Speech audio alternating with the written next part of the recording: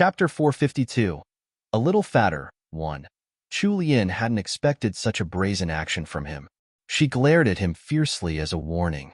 But who could have known that Changdi knew nothing of restraint? He continued to rub that soft and perky area with force. He leaned against Chu Lian, resting his head on her shoulder. He sniffed the faint, sweet smell of her body and touched his lips to her reddened earlobes. He requested in an overbearing manner, "Lianer, you'll share a carriage with me tomorrow."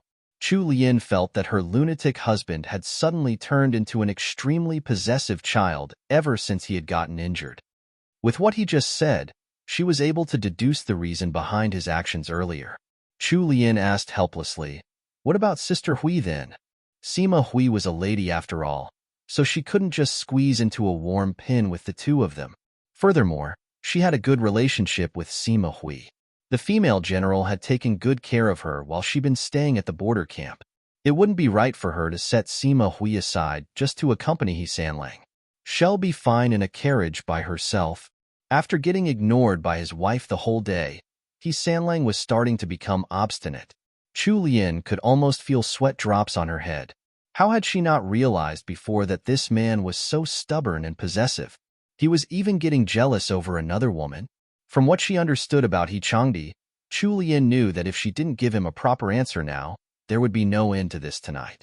Chu Lian put her hands on his chest and forcefully pushed him away to create some space between them. He Sanlang looked at her with his head tilted downwards, obviously displeased. Chu Lian stared up at his handsome face and broke out into a smile. Her beautiful eyes formed into crescent moons. Watching her smile was like watching a fragrant flower blossoming instantly, and it dazzled He Sanlang. Chu Lian suddenly hooked her arms around He Changdi's neck and forcefully pulled him down.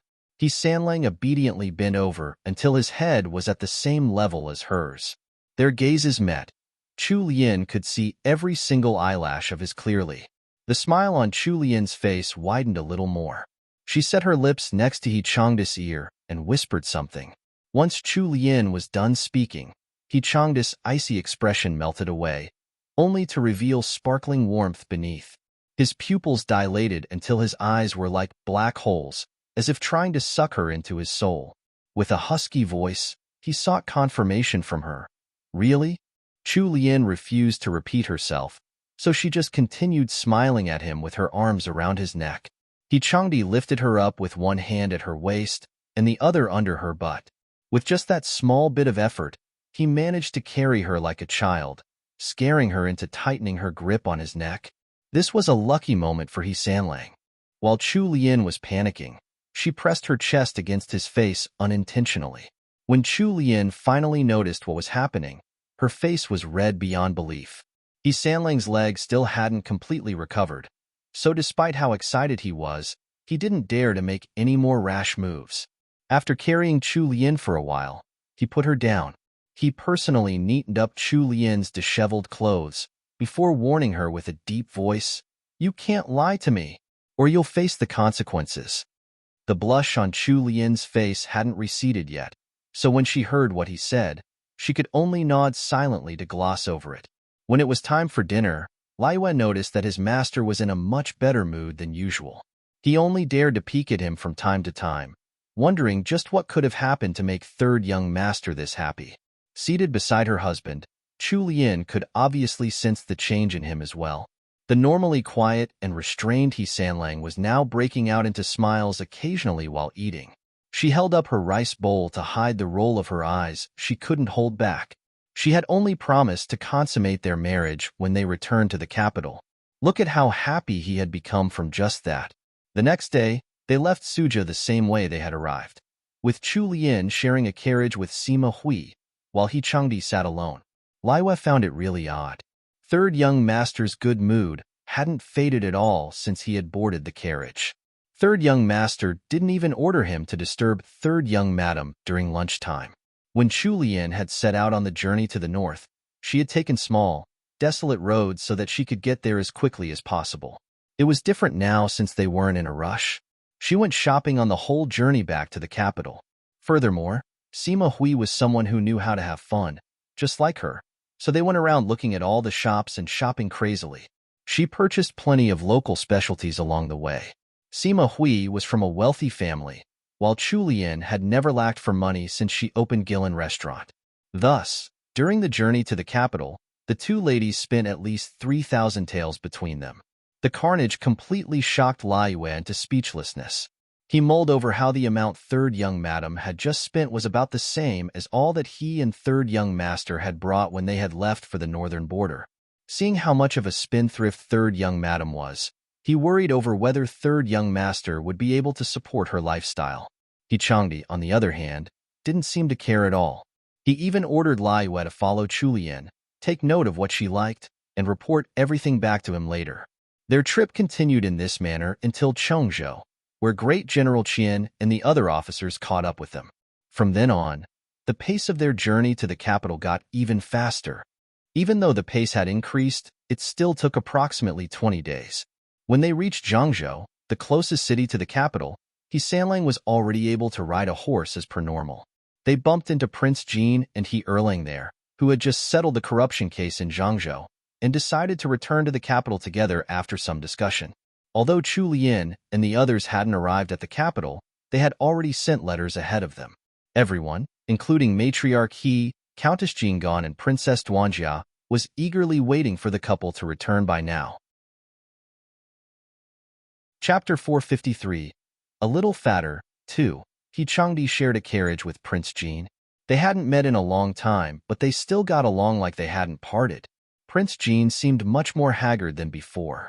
There was now a gloomy cast to his abnormal azure eyes. He had also become thinner. He Changdi glanced at his close friend and personally filled his cup. The alcohol warming up over the brazier today was milk wine, a local specialty of the north. Its alcohol content was low, and it was nourishing for the body. They wouldn't get drunk on it either, so it fit this occasion very well. Your Highness, did you find anything while investigating the corruption in Zhangzhou?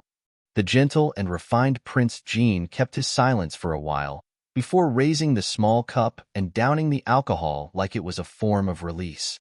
He then picked up the pot of wine and downed another 3 cups before he managed to calm his emotions. Adi, I found something. He Sanlang's eyes were as dark as the boundless night sky when he looked towards his friend. Nothing changed in his expression, as if he had already expected the answer. Prince Jin's brows drew together and he tightened his grip on the cup. Adi, you knew this would happen a long time ago, didn't you? He Sanlang also downed his cup of milk wine in one go. His silence was as good as an answer. Back then, before you left for Liangzhou, you suggested that I should investigate this case because you already guessed what was happening. Bitterness surfaced at the bottom of He Sanlang's heart. He hadn't guessed it at all. He had experienced it all himself once.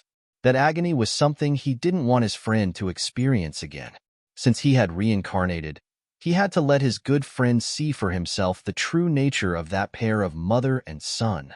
Even though I'm a close friend of your Highness, there are some things that you wouldn't believe even if I said it outright. He Sanlang finally spoke up. The light in Prince Jin's azure eyes faded even more. He stared into thin air blankly for a while, before letting out a chuckle. You're right. If I hadn't seen it for myself, if it hadn't investigated it myself, I wouldn't have believed it even if you said it right to my face.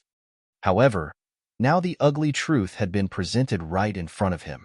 He had no other choice but to believe it. What a joke. So the people he had cared for the most had always thought of him as a chess piece that could be sacrificed at any time. He was merely a shield for the crown prince. In He Sanlang's past life, Prince Jin had been framed and sentenced to death because he had blindly trusted the ones he cared about so much.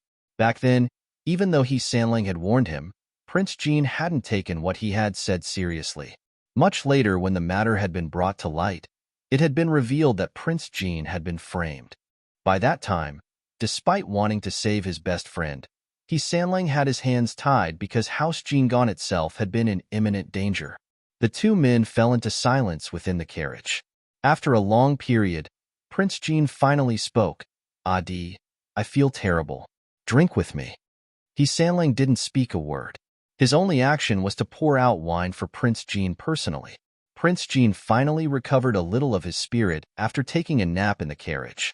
He tidied up his hair, got off the carriage and switched to horseback together with Changdi. The two handsome men, one dressed in black and the other in navy, riding side by side under the warm sun, formed an extremely eye-catching scene. One of them had a warm and elegant aura, while the other was more cool and stern. Prince Jean's smile evoked thoughts of spring, while Sanlang's handsome features were cloaked in a cold yet remarkable air. They were in the outskirts of the city where the roads were wide and the weather was sunny today.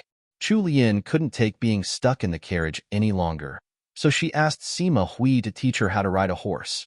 Sima Hui specially ordered her female adjutant to prepare a gentle chestnut mare for Chu Lian, as well as a proper saddle, before she began teaching Chu Lian the basics. Chu Lian had always been both intelligent and daring. In less than 30 minutes, she was already able to use the reins to control the horse and was trotting down the highway. Right at this time, they heard the sounds of fast hoofbeats from behind, so the two ladies turned around in confusion.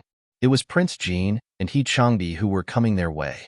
Although it wasn't Sima Hu's first time going to the capital, she had never met the fourth prince before. The man who was riding his mount over from a distance had eyes that were of a strange color. Although there was nothing reflected in those light-colored eyes, Sima Hui felt as if she saw a shadow of herself in them. Afraid that Sima Hui might not comport herself with the proper manners towards Prince Jean, Chu Lian hurriedly mouthed the words fourth prince at her. With the help of Chu Lian's hint, a trace of realization dawned upon Sima Hui, and she recalled the little that she had heard about him. She had previously heard that the fourth prince was different from most people, but she hadn't thought that it referred to his eyes. In the imperial family, different colored eyes weren't considered auspicious. Considering the fact that his birth mother, concubine Xian, had passed away when he was still a child, one could imagine that his days growing up in the palace weren't easy. Sima Hui had also lost her parents when she was a child, so she sympathized with Prince Jean's plight. A hint of kindness and tenderness showed in the gaze she directed at him. Prince Jean's abnormal eyes aside, his looks were on par with Changdi's. They were both extraordinarily handsome men that were hard to come by. When Sanlang and Prince Jean approached them, Chu Lian greeted the prince with a smile. "Greetings, Your Highness. Janie, we haven't met for a few months, but you've somehow gotten a little fatter instead in the north." Chapter 454. Returning Home, 1. The corner of Chu Lian's mouth twitched. Nothing good ever happened each time she met Prince Jean. He hadn't left a shred of mercy in his words for her. Didn't he know that women hated being called fat? Furthermore, it was the frail-looking and thin type of beauty that was favored in the Great Wu dynasty. Chu Lian managed to squeeze out an awkward smile for Prince Jean before introducing Sima Hui to him. Sima Hui had a straightforward and brave air to her because she spent so much time in the army. She had traded the reserve that most noble ladies had for an easygoing and dignified attitude. Somehow, the fourth prince, who rarely interacted with unfamiliar ladies, got along with her rather well. Chu Lian followed behind them while holding the reins of her mare, looking at their backs with the spark of an idea forming. The author of the original story had only mentioned Sima Hui in a single line. From what she knew, the fourth prince had never even met Sima Hui before. However, the two of them seemed like old friends right now. Chu Lian's almond-shaped eyes were sparkling bright now. Even her lips had tilted upwards in a curve. Just as she was immersed in her thoughts, her horse suddenly changed directions and tried to head towards the side of the road, giving her a fright. When she quickly turned to look, she realized that it was all Sanlang's doing. She complained, "Changdi, what are you doing?" Sanlang turned to her with a faint smile as he continued leading her horse away. "Teaching you to ride." Chu Lian cried out in alarm as the gentle mare under her suddenly started galloping. Her face turned pale from fright. Just as she felt as if she were going to fall off the horse, something tightened around her waist and pulled her up into the air. When she finally regained her senses, she was already sitting on Changdi's mount. Chu Lian was still in a panicked state.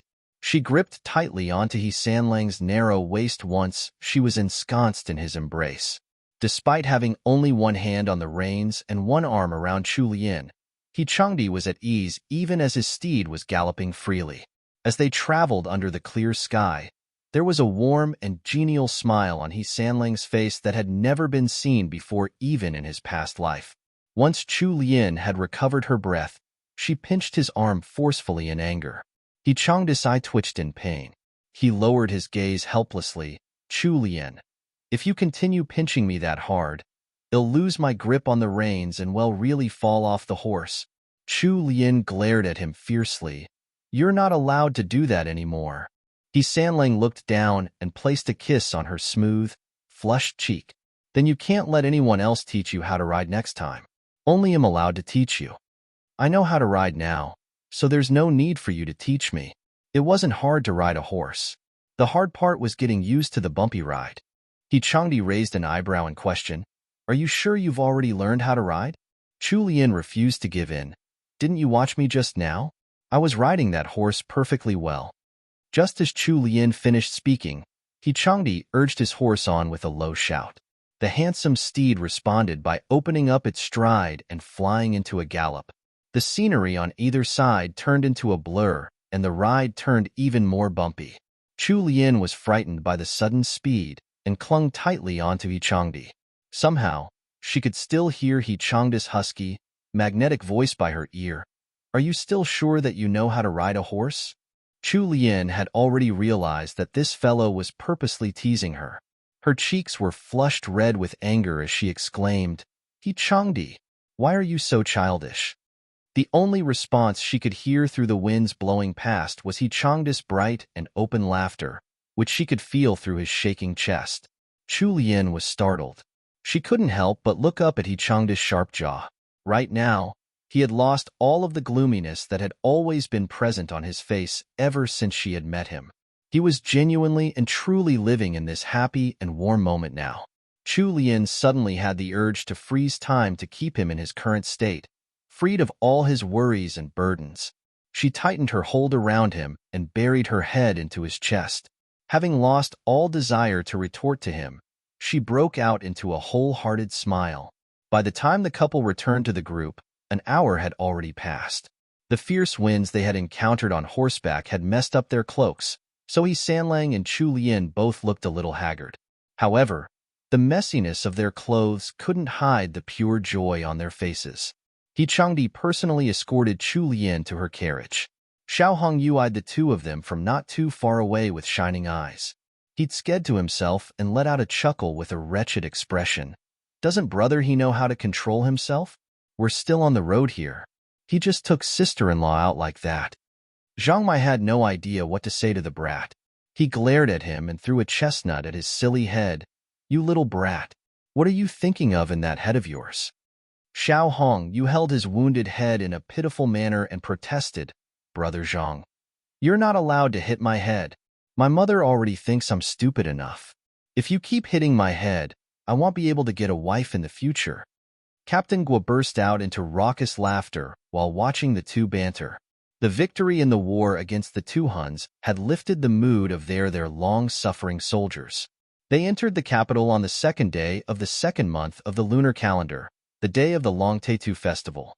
The Chengping Emperor had sent officials from the Ministry of Rites to welcome them 5 kilometers out from the capital.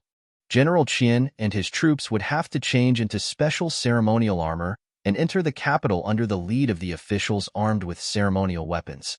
They would then enter the palace for the official bestowal ceremony. This was the highest honor that could be given to a military official returning home. It was also due to this arrangement that Prince Jin and Chu Lien had to part ways with the border troops when they were close to the outskirts of the capital. Chapter 455. Returning home, 2. At the 5-kilometer mark out from the capital, Chu Lien bid goodbye to He Changdi and followed He Erlang back into the capital. As for He Sanlang's party, they would have to head straight to the palace to attend the ceremony before they would be allowed to return to their estates. In the afternoon, Chu Lien finally reached the entrance of the Jinggan estate. They had already sent some of their family's soldiers ahead to report their return.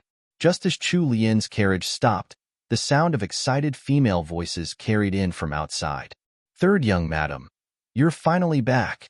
Xian had been trying to put on the steady air that a handmaid should have, but who could have thought that she would lose control of her emotions even before seeing Chu Lien in person?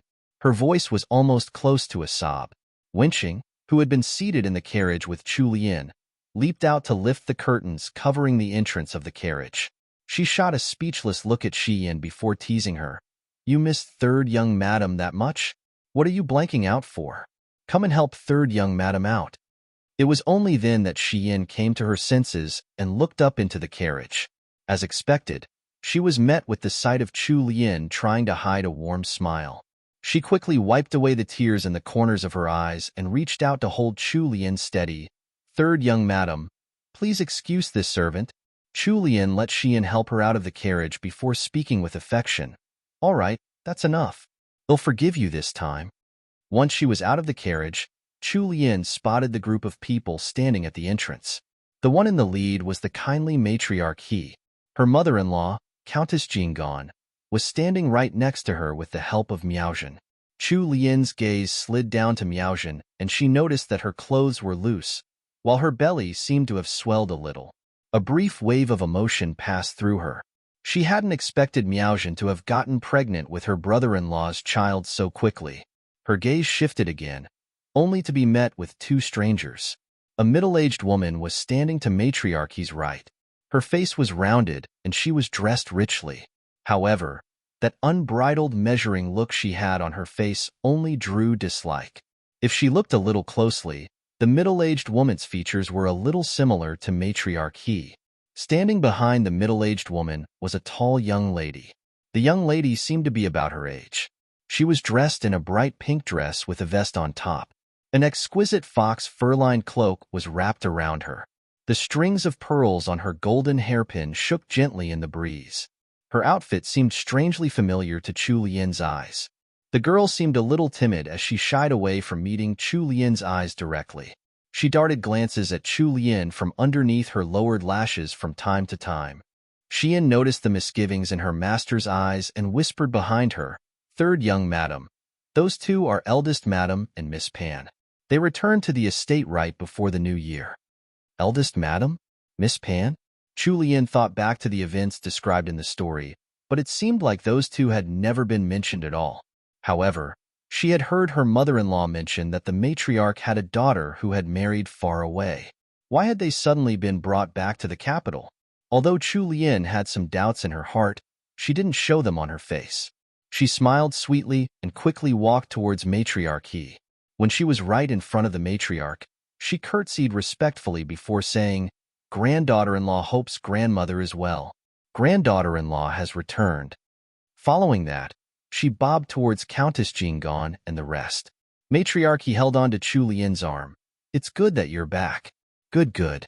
Quick, come into the estate. Look at how thin you've gotten. You must have lost so much weight." In the time it took to enter the estate, He had already spoken up. "Mother, this must be Ada's wife.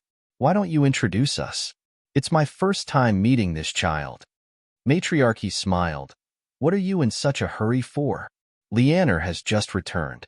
You have to let her take a sip of hot tea first at the very least. You'll have all the time in the world to chat with your niece later on."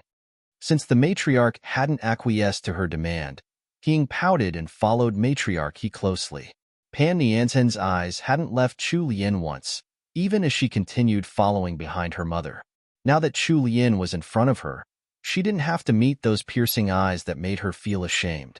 She could rest easy and look her over all she wanted. She hadn't expected Chu Lian to be so young.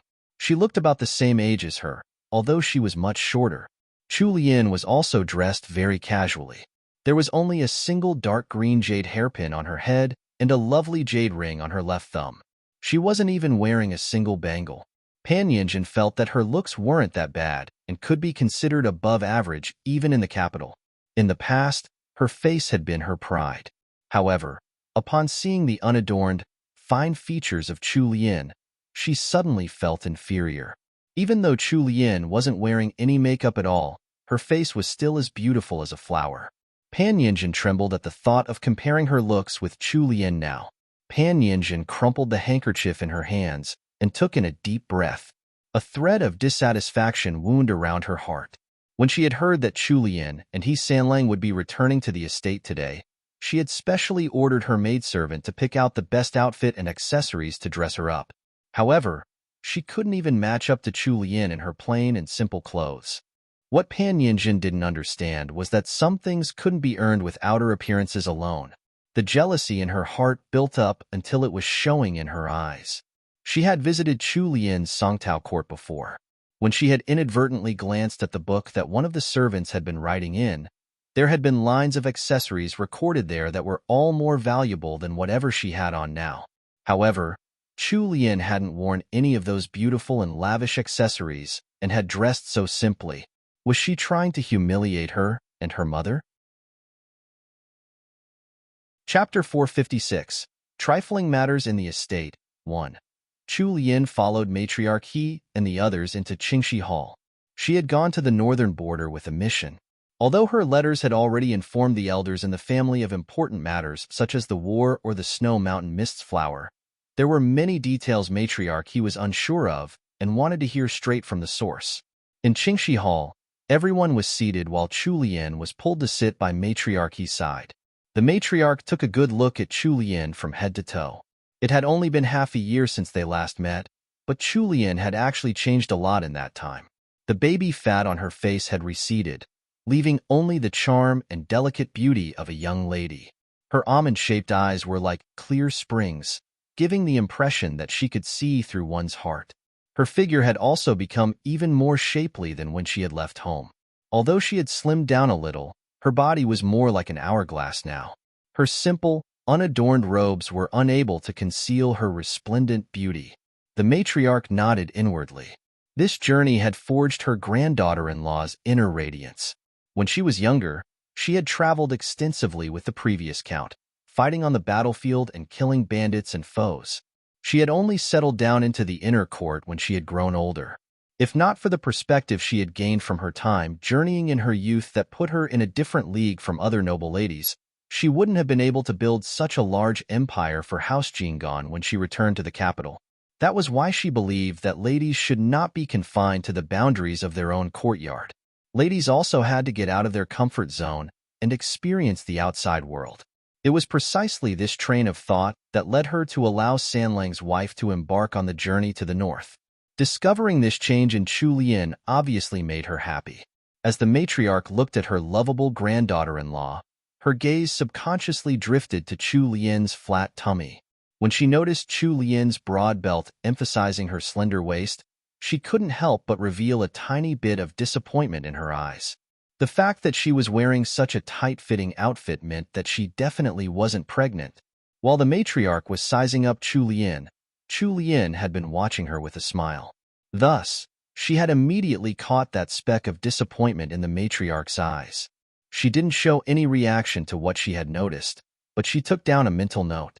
Compared to how Chu Lian had grown taller and become more beautiful, Matriarch He, on the other hand, looked much older than before. Her gray hair had faded completely into white. The number of wrinkles on her round face seemed to have increased significantly. Her robes also seemed loose on her, indicating that she had lost a fair bit of weight. These observations made Chu Lian sigh inside.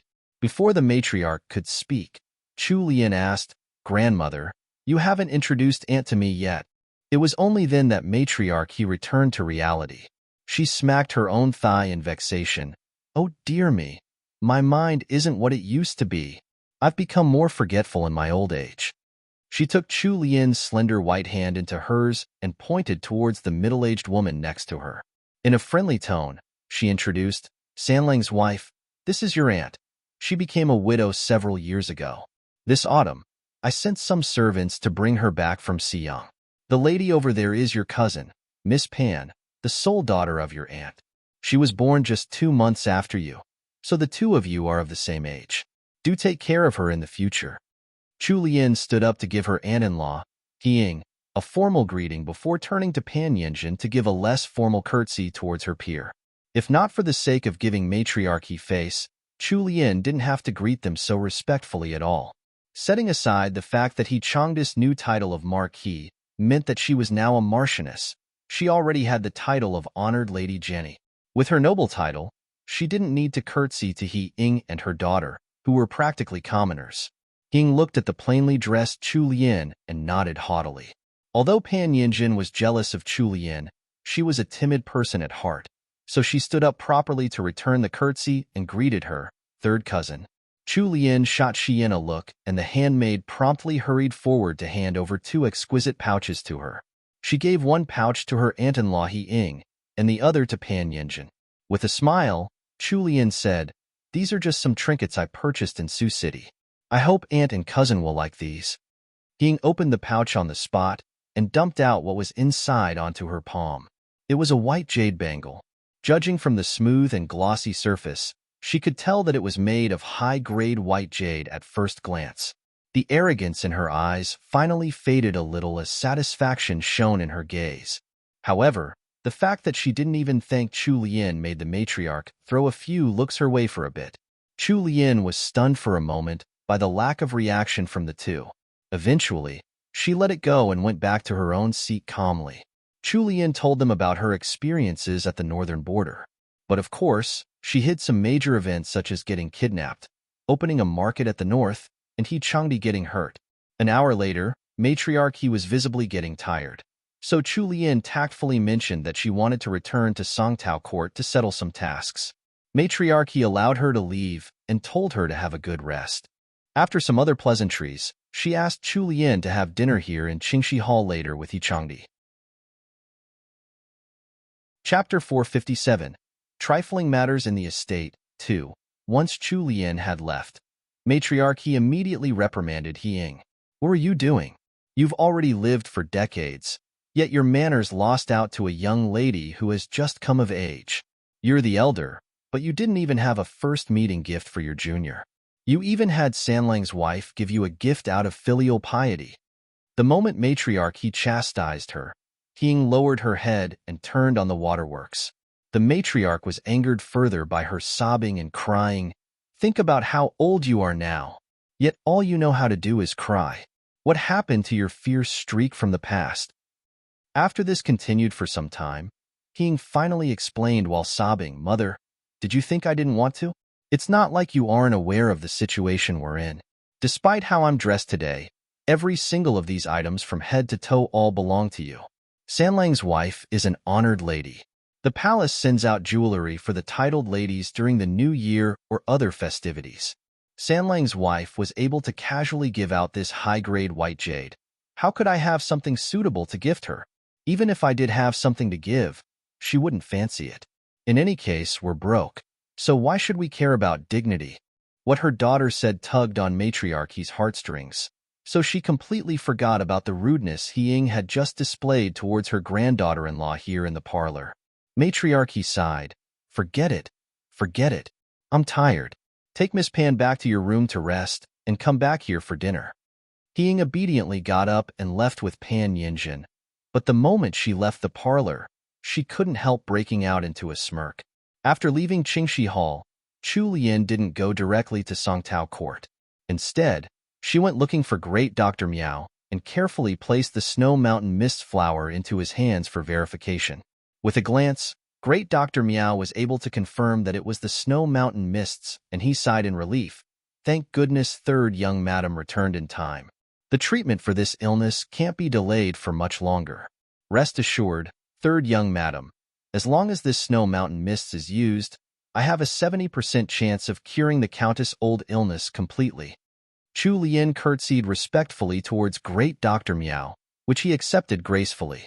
He took the medicine and quickly went to the medicine room that House Jingon had prepared for him. By the time she returned to her own courtyard, another hour had already passed. Finally, Chu Lian had time to change her clothes and cleanse her body. She then laid on the sofa and shut her eyes for a quick nap.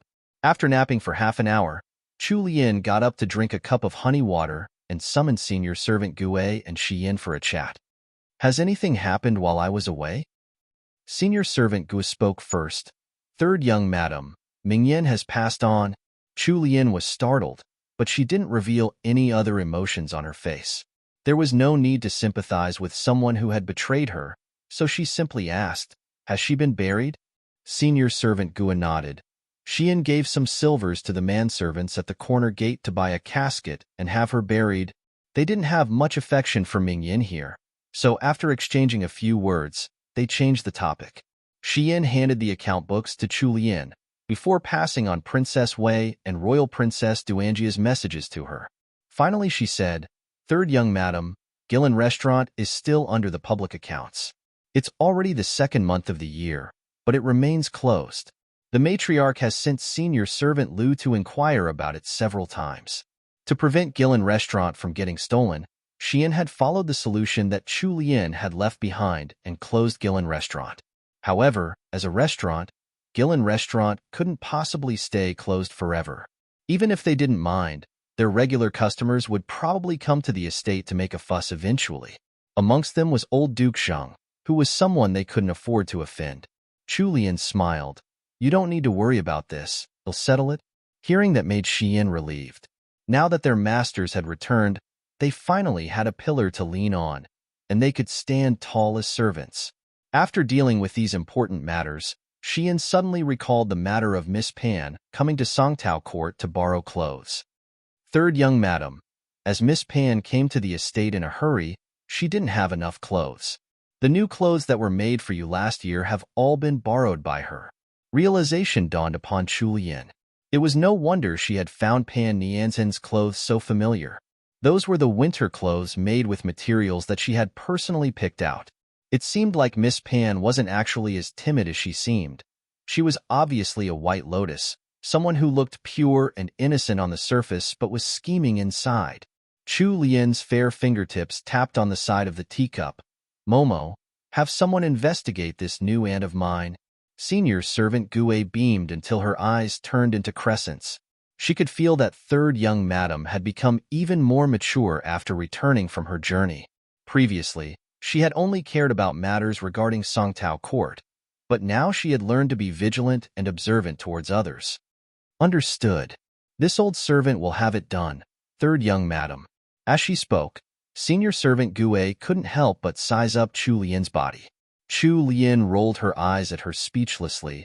"I haven't even consummated my marriage. Momo, you should stop overthinking things." Senior servant Gue and Zion's eyes widened. They had disbelief written all over their faces. The fact that she and He Changdi had not consummated their marriage was only known to the two of them as Chu Lian's close aides. They hadn't thought that the couple still hadn't consummated their marriage even after their trip to the northern border. So, even senior servant Gue was starting to feel anxious. Previously, when He Sanlang had gone to the northern border with no known date of return, she had turned a blind eye when Chu Lian acted willfully, but things were different now. He Sanlang had become a marquis from his military accomplishments, and their third young madam was now a marchioness. Count Jingon was still alive now, but the day would come when Count Jingon passes his title to his heir. House Jingan's third branch would have to break away from the family then. Chu Lian's first son would then become the heir of Marquis Anyuan. Now that this concerned the survival of a noble house, it was a problem of epic proportions that they still hadn't consummated their marriage. Chapter 458. The Department of Appointments, 1. As Chu Lian's former wet nurse, senior servant Gue couldn't help but remind her, "Third young madam, it won't do for you and third young master to keep delaying this." Even without considering the future, they had the matriarch to deal with right now. The matriarch was expecting a great-grandson soon.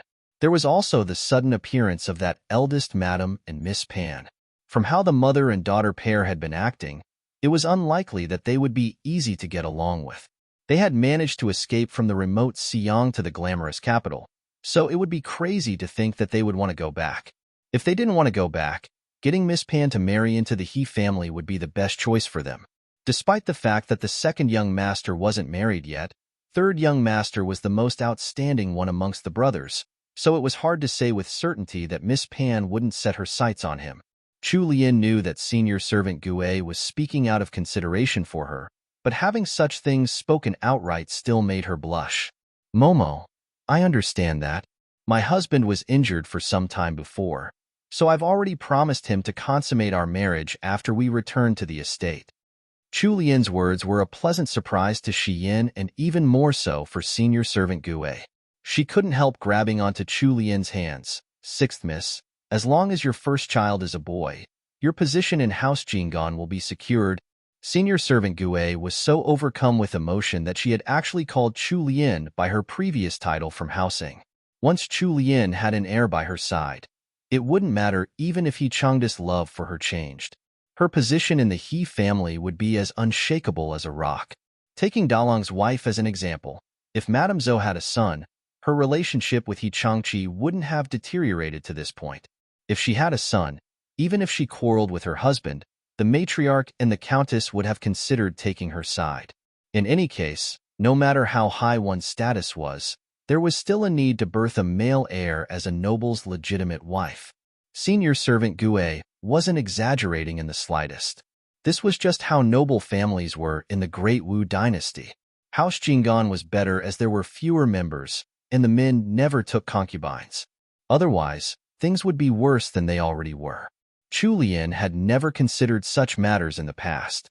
She had only thought about how she could live her days well as a lazy bug who never lacked money.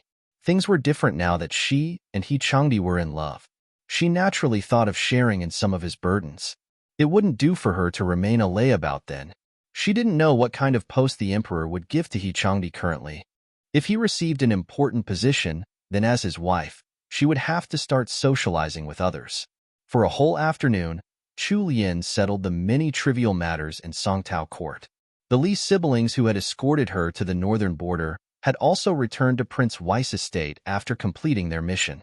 Chu Lian had ordered the siblings to bring back the presents she had gotten for Princess Wei and Princess Duanjia too. Chu Lian also ordered the servants to send the local specialties she had bought on her journey to the various branches of the family. By the time she was done, it was already evening. A burst of noise started from the entrance of the courtyard.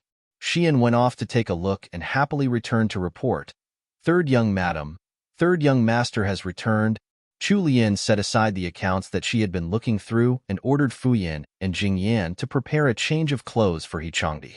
He Changdi was still clad in his silver ceremonial armor when he entered the estate.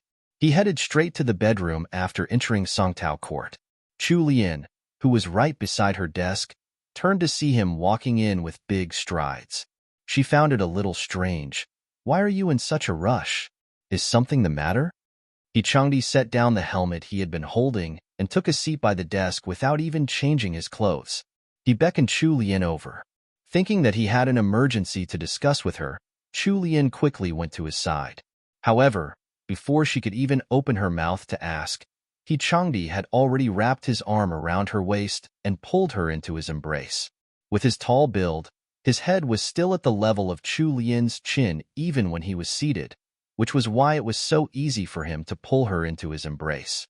The servants nearby were all shocked by the intimate actions between third young master and third young madam. In the end, it was the experienced senior servant Gue who quickly shot a signal at Xian with her eyes and had Xian chase the other servants out. Jingyan and Fu Yan, who had just come out from the bathroom, were also dragged away by Xian. It had been months since Fu Yan had last seen He Changdi. Third young master had become more mature and steadfast than before, and his face seemed more masculine and handsome. He looked like a diamond that had just come out of the rough, which made it even harder for women to draw their eyes away from him. When third young master pulled third young madam into his arms, there was a little more warmth and tenderness on his icy countenance. This was a third young master that no one in the whole of Songtao court had ever witnessed. Greed brewed in Fuyan's heart. A tinge of darkness flashed in her eyes as she wished fervently that she could be the one in third young master's arms at this moment. Fuyan's hands curled into fists under her long and broad sleeves. After one last look of longing, she was finally dragged out of the room by Xian. Chu Lian was feeling uncomfortable with her waist being squeezed and her body pressed flush on his cold armor.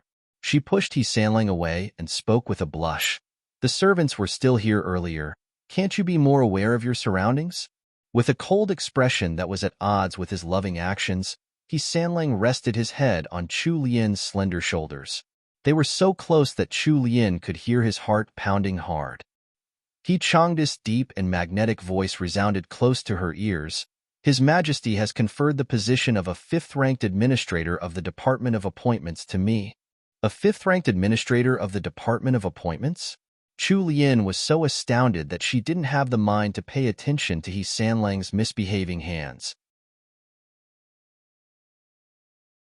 Chapter 459. The Department of Appointments. 2. Chu Lian had just taken a bath in the afternoon, and the main bedroom of Songtao Court was warm and comfortable, so she was only wearing a loose and comfy casual dress, which turned out to be to his benefit. He Changda's slightly coarse palm slid right into her dress. He then gently caressed the smooth skin at her waist. Chu Lian's mind was churning at lightning speed.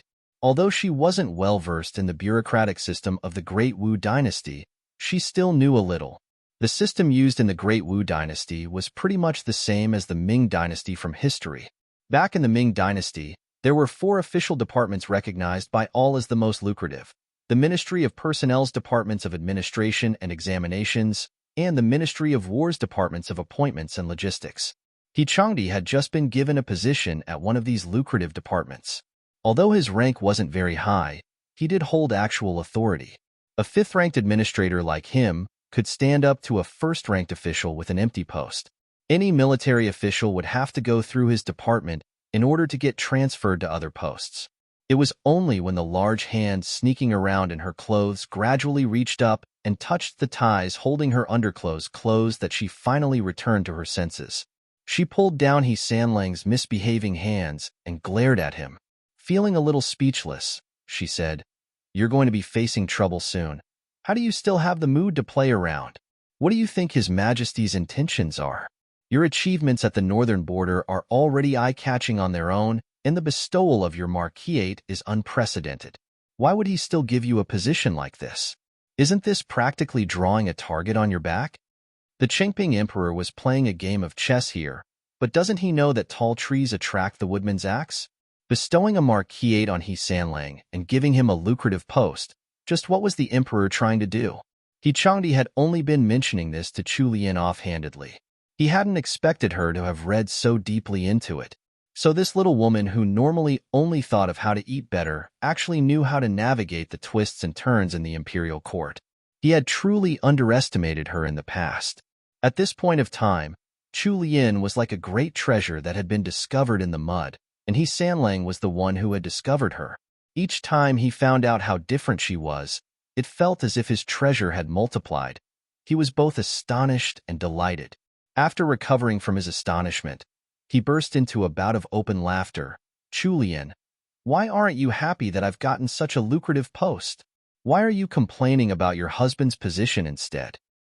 Chu Lian pushed at him, trying to break free from his embrace, but his muscular arms were like steel prongs. They simply refused to budge.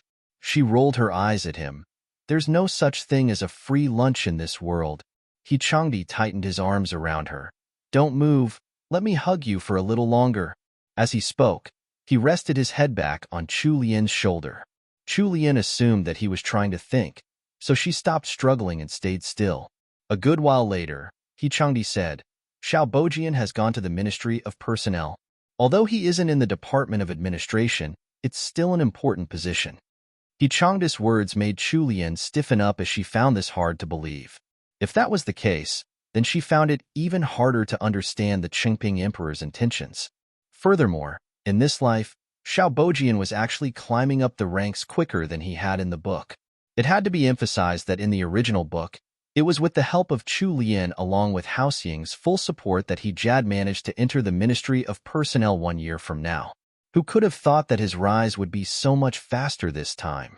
Chu Lian was in He Changdi's embrace right now, so even though she hadn't made much movement, He Changdi detected the subtle stiffening of her body.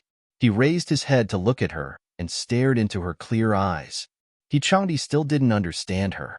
After numerous tests, he had confirmed that Chu Lian wasn't interested in Xiao Wujing at all. Furthermore, her disinterest went further than that. She was actually disgusted by him. Yet whenever he mentioned Xiao Wujing, there would be an obvious and strange reaction from his wife. It didn't seem like she was completely ignorant of Xiao Wujing's plight. He Changdi's eyes darkened. He had a faint feeling that Chu Lian was concealing something from him. Although he wasn't happy about that, if he turned to look at it from another perspective, he still had his whole lifetime ahead to spend with her. There was no need to worry that she would keep him in the dark forever. The The couple cuddled for a while before Chu Lian urged He Changdi to take a bath and change out of his clothes. It was getting late, and they still had to rush to Qingxi Hall for their reunion dinner. After he finished bathing, He Changdi donned a navy blue robe and a black cape with a qilin embroidered on the lower half. These were clothes that the estate had specially made for him this winter. He Changdi was a lot more well-built than before after training in the army.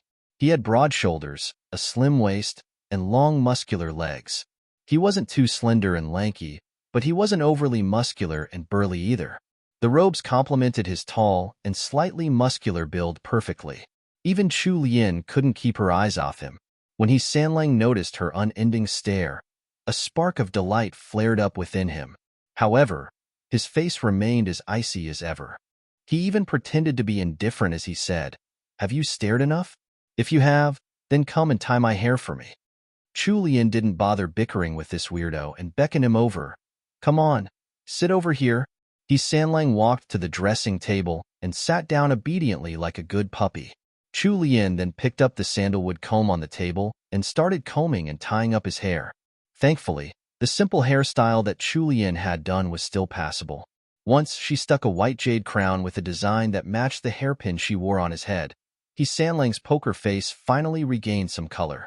He glanced at his own image in the mirror, coughed twice, and managed to squeeze out some praise. "Not too bad." TL note: I couldn't find an official translation for the departments mentioned here, so I did some research on them and came up with approximate titles. So if you were an official in the Ming Dynasty, these are the 4 departments that are known to be lucrative posts. Why? It's because these were seen as easy jobs with the likelihood of bribes coming your way. Ministry of Personnel, Department of Administration, Department of Examinations, Ministry of War, Department of Appointments, Department of Logistics. I think it's quite clear why for the departments of examinations and appointments, as you can bribe these officials to smooth your way through the ranks. Even for upstanding officials, it's standard to give gifts in celebration/gratitude for promotions, etc. The Department of Administration is in charge of improving bureaucratic processes. From my own perspective, maybe you could bribe officials to push for a certain process that's beneficial for you? Not a historian in any way. LOL. The Department of War Logistics is quite clear too, because war supplies would be a huge source of income for merchants. Some bribes going the way of the administrator could help you get that business. Oh whoa. Chapter 460. Reunion at Qingxi Hall 1. Chu Lian glanced at his reddened ears with a smile and didn't argue with him. "All right, I'm just going to change my clothes in the bathroom before we go over. Otherwise, we'll make grandmother wait." After she finished speaking, Chu Lian turned and entered the bathroom. Xian had already prepared a change of clothing for her in the bathroom. Once Chu Lian had left the inner room, He Sanlang checked his reflection in the bronze mirror. Although it was just a normal hairstyle, he felt more and more satisfied as he looked at it. In the end, he broke out into a foolish smile. Luckily, the maidservants of Songtao Court didn't catch him in his current state, or they would most likely have knelt for hours out of fright, thinking that their third young master was possessed. While waiting for Chu Lian to return from the bathroom, He Sanlang had already turned back to his usual cold and stern self. He sat by the table and picked up a storybook that he had seen Chu Lian reading often to pass the time. His brows creased together as he read. What was this story about? An abandoned wife living carefree?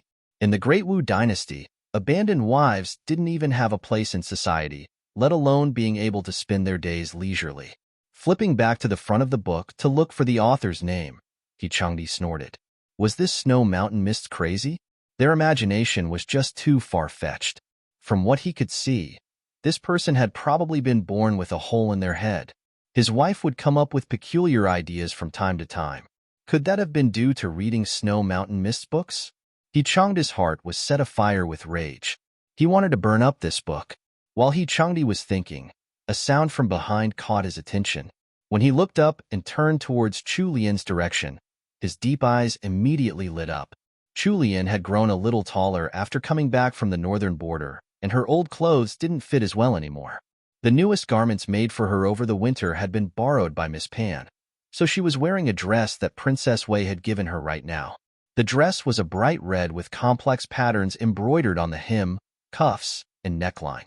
The buttons were glossy pearls of the same size. Even though it was a winter garment, it was cut with a narrow waist that showed off Chu Lian's slim figure. He Changdi had actually never seen Chu Lian all dressed up before. He had always known that she was beautiful and that her looks were considered outstanding even within the capital. He used to hate her face so much that he didn't even want to look at her. Thus, he was completely stunned right now. The young lady reflected in his deep gaze was as breathtaking as the sunrise. When Chu Lian noticed his dazed expression, she tilted her head to one side with a smile, looking utterly adorable. What's wrong? Have you been stunned by my beauty? Sanlang's body stiffened up as a twitch developed in the corner of his mouth. How had he been so foolish before? How could someone who could speak such shameless words be the former wicked woman Chu Lian? How had he been so blind? He had made himself so constrained and miserable. Changdi tugged the corner of his lips downwards before ordering in a cold tone, "Let's go." Chu Lian knew that he was just shy and uncomfortable, so she ran after him with a giggle. After taking a few long strides forward, Sanlang suddenly noticed that he had lost sight of Chu Lian behind him. He unconsciously came to a stop when he heard the sound of footsteps coming closer. As he stood in the corridor, lanterns cast a faint light on him from behind, accentuating his perfect posture and making him appear even taller and more handsome. It was only when the sound of footsteps in disarray drew closer that Changdi turned slightly and looked behind him. He was met with the sight of a young lady, holding the heavy hem of her dress, chasing after him, and trying to close the remaining distance of a few steps between them. The sound of her complaints came next. Changdi, why are you walking so fast? When Chu Lian finally reached Changdi's side, a sudden warmth encased her right hand, which had been hanging naturally by her side. By the time she came to her senses, her right hand was already in the grip of a large and slightly rough palm. Changdi snorted, "You're really useless. Why are you walking so slowly?" Chu Lian was about to glare at him in response when she was suddenly lifted into the air. She had actually been scooped up into a bridal carry by Changdi. All the maidservants following behind them quickly lowered their heads and kept their distance from their masters. Xian felt very pressured. What was wrong with third young master? Why had he suddenly started going all lovey-dovey with third young madam without any warning?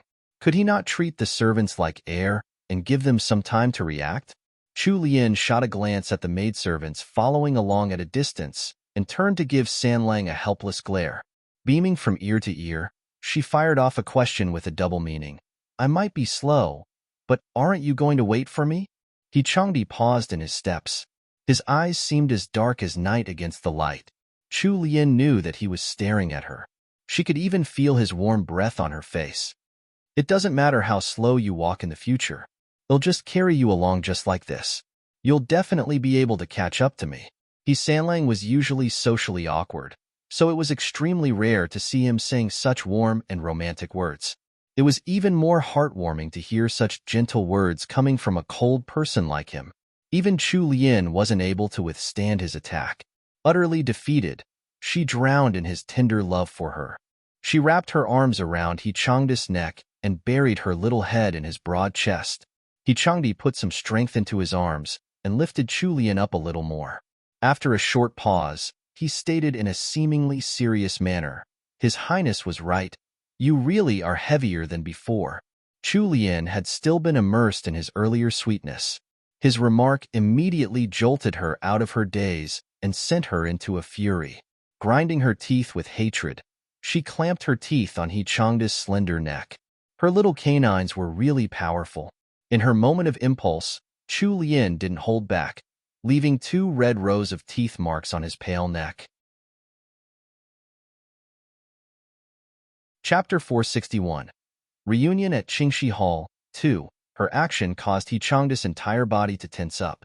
In a low voice, he berated her. "Chu Lian, behave yourself." Chu Lian let go of him with a grunt. She flashed her little fist in his face before she threatened with a whisper into his ear. "You're not allowed to say that I'm fat." Changdi didn't know whether to laugh or cry. His wife was really stupid sometimes. She couldn't even tell when he was joking. Also, what she should be worrying about now wasn't her weight, but whether there were any marks left on his neck. This heartless woman. Changdi still had a sense of propriety. When they reached the entrance of Songtao Court, he let Chu Lian down and switched to holding her small, soft hand. A young couple acting sweet in their own courtyard was one thing. If they did the same outside, then it would be inappropriate. Others would look down on Chu Lian as the lady in charge of the third branch and deem her undignified. He Ying and her daughter were living in Qingxi Hall now, so they arrived very early. They had already been seated next to matriarchy for half an hour. Today was a rare reunion for House Jinggan. It wasn't just the young couple from the third branch who had returned, but the second son, He Changjue, had also returned to the estate. Even the grounded Madame Zhou and the bedridden Countess Jinggan had also come. Pan Yanjin sat beside her mother, wringing the handkerchief in her hands. Her heart was in turmoil. She was preoccupied with thinking about what her mother had told her earlier in their room. Her second cousin would be coming for the reunion dinner tonight. The current head of the family had 3 sons, and second cousin was the only one who was still single. He was working as one of the left military guards now. Recently, he had gone to Zhangzhou with Prince Jin to investigate a major case. Although he hadn't gotten as much merit as her third cousin, his future wasn't looking too bad. Each year, the emperor would pick out around 10 people from the left military guards to become imperial guards. Anyone would die for the position of accompanying and protecting the emperor. Furthermore, second cousin was already considered rather old for a bachelor. He had turned 25 this year. At his age, it would be hard to find a suitable noble lady in the capital for marriage. Therefore, a young girl of marriageable age like her with a clear family background and suitable social status would be the most ideal partner. If she married him, then she would be able to stay in grandmother's house. Under grandmother's care, her future wouldn't be too bad. Although Ying had a lot of shortcomings, it was undeniable that she genuinely cared about her daughter's future. She was right. Marrying into House Jinggan would be the best outcome for Pan Yanjin. Pan Nianzhen's mood was uneasy. Although she was timid, she wasn't stupid. At times, she was able to see things even more clearly than her mother. It was true that it would be the best if she could marry her second cousin. However, young girls at her age tended to have fantasies about love and be a little rebellious. Her heart beat uncontrollably when she thought back to that day at Plum Pavilion in Prince Weiss estate and that unexpected glimpse. She had grown up in a small town in Xiyang, and she had never seen such a perfect man before. Furthermore, he had purposely turned towards her with a gentle smile. At that moment, it was as if all the plum blossoms around her had bloomed at once. The elegant fragrance of plum blossoms had filled her head. It was hard for her to forget. How could there be such a good-looking man in this world? Later on, she had asked around and discovered that he was the top scholar from last year and old Duke Ying's prized disciple. The emperor had placed him in an important position despite his young age. Furthermore, he wasn't engaged yet. She had heard that his parents died early and his family had been poor.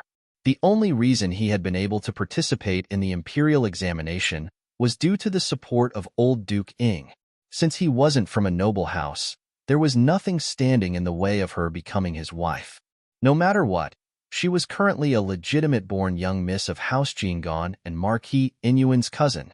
As long as her mother was willing to bring it up with grandmother, and as long as her third cousin-in-law was willing to put in a good word for her when she visited her maiden home, then it wasn't impossible for her to marry Xiao Bojian.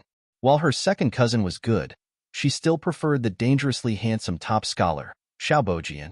If she could marry him, her uncle could also provide him some guidance and support. She would also be able to stand proudly in front of Xiao Bojian. Pan Yanjin was one-sidedly making her own plans right now, as if all the good men in the world had to stand in line for her to pick as she chose. As if they would marry her just because she decided on them. Who knew where her confidence came from?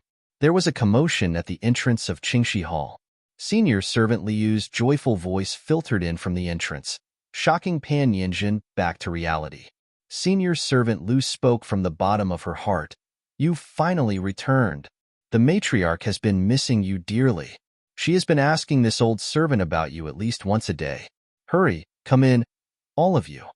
A steady and captivating voice sounded in response. "I've caused Momo to worry." It was such a pleasant voice, like the poignant sound of a zither tapping on one's heartstrings, causing a person's body to turn numb. Pan Yinjin quickly shifted her gaze towards the entrance of the parlor. There, she saw a man as handsome as the bright moon walking in with his hands clasped behind his back. His features seemed to be carefully sculpted. There was a cold air around him while his eyes were like frozen lakes with impenetrable depths. His thin lips were slightly pursed together, making him look fickle, yet irresistible. He looked handsome, tall and heroic. Dressed in an ordinary set of clothing as he was, he still gave off a noble aura. Compared to Xiao Bojian, this person in front of her seemed more cool, reserved, and imposing. Her heart beat incessantly in her chest. Pan Yinjin broke out into a blush and stammered out shyly, Second cousin." Chapter 462. He Erlang grows up. 1. Pan Yinjin couldn't really be blamed for her mistake. She had never met her second and third cousins, He Changjue and He Changdi, before. From what she had found out since arriving at the Jinggan estate, she only knew that third cousin was very good-looking, and she knew even less about second cousin. He Changjue rarely stayed in the estate, and his whereabouts were usually unknown. Plenty of servants in the estate wouldn't be able to recognize their second young master, let alone Pan Yinjin. She knew that third cousin-in-law, and second cousin were all coming to Qingxi Hall for the reunion dinner. Third cousin would certainly be arriving with his wife, so the person coming in right now couldn't be third cousin, as he was alone.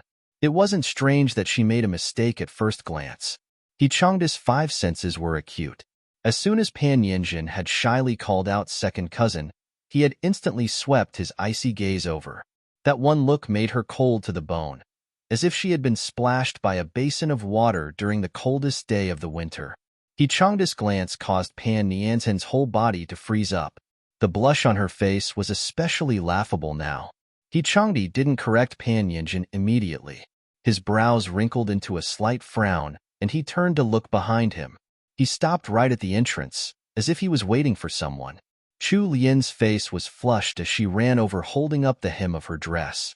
She lifted her head and smiled apologetically at He Changdi. Her big, watery eyes gave He Sanlang the irresistible urge to touch her face. He Changdi gathered the hands he had clasped together behind his back. He waited until Chu Lian reached the doorstep before extending his hand to help her slowly cross the step. Chu Lian huffed a little as she caught her breath. She secretly vowed in her heart that she would never wear this dress again. Although it looked good, it was too troublesome to walk in. It had been so tiring to walk the short distance from Songtao Court to Qingxi Hall. Moreover, He Sanlang laughed at her a few times along the way.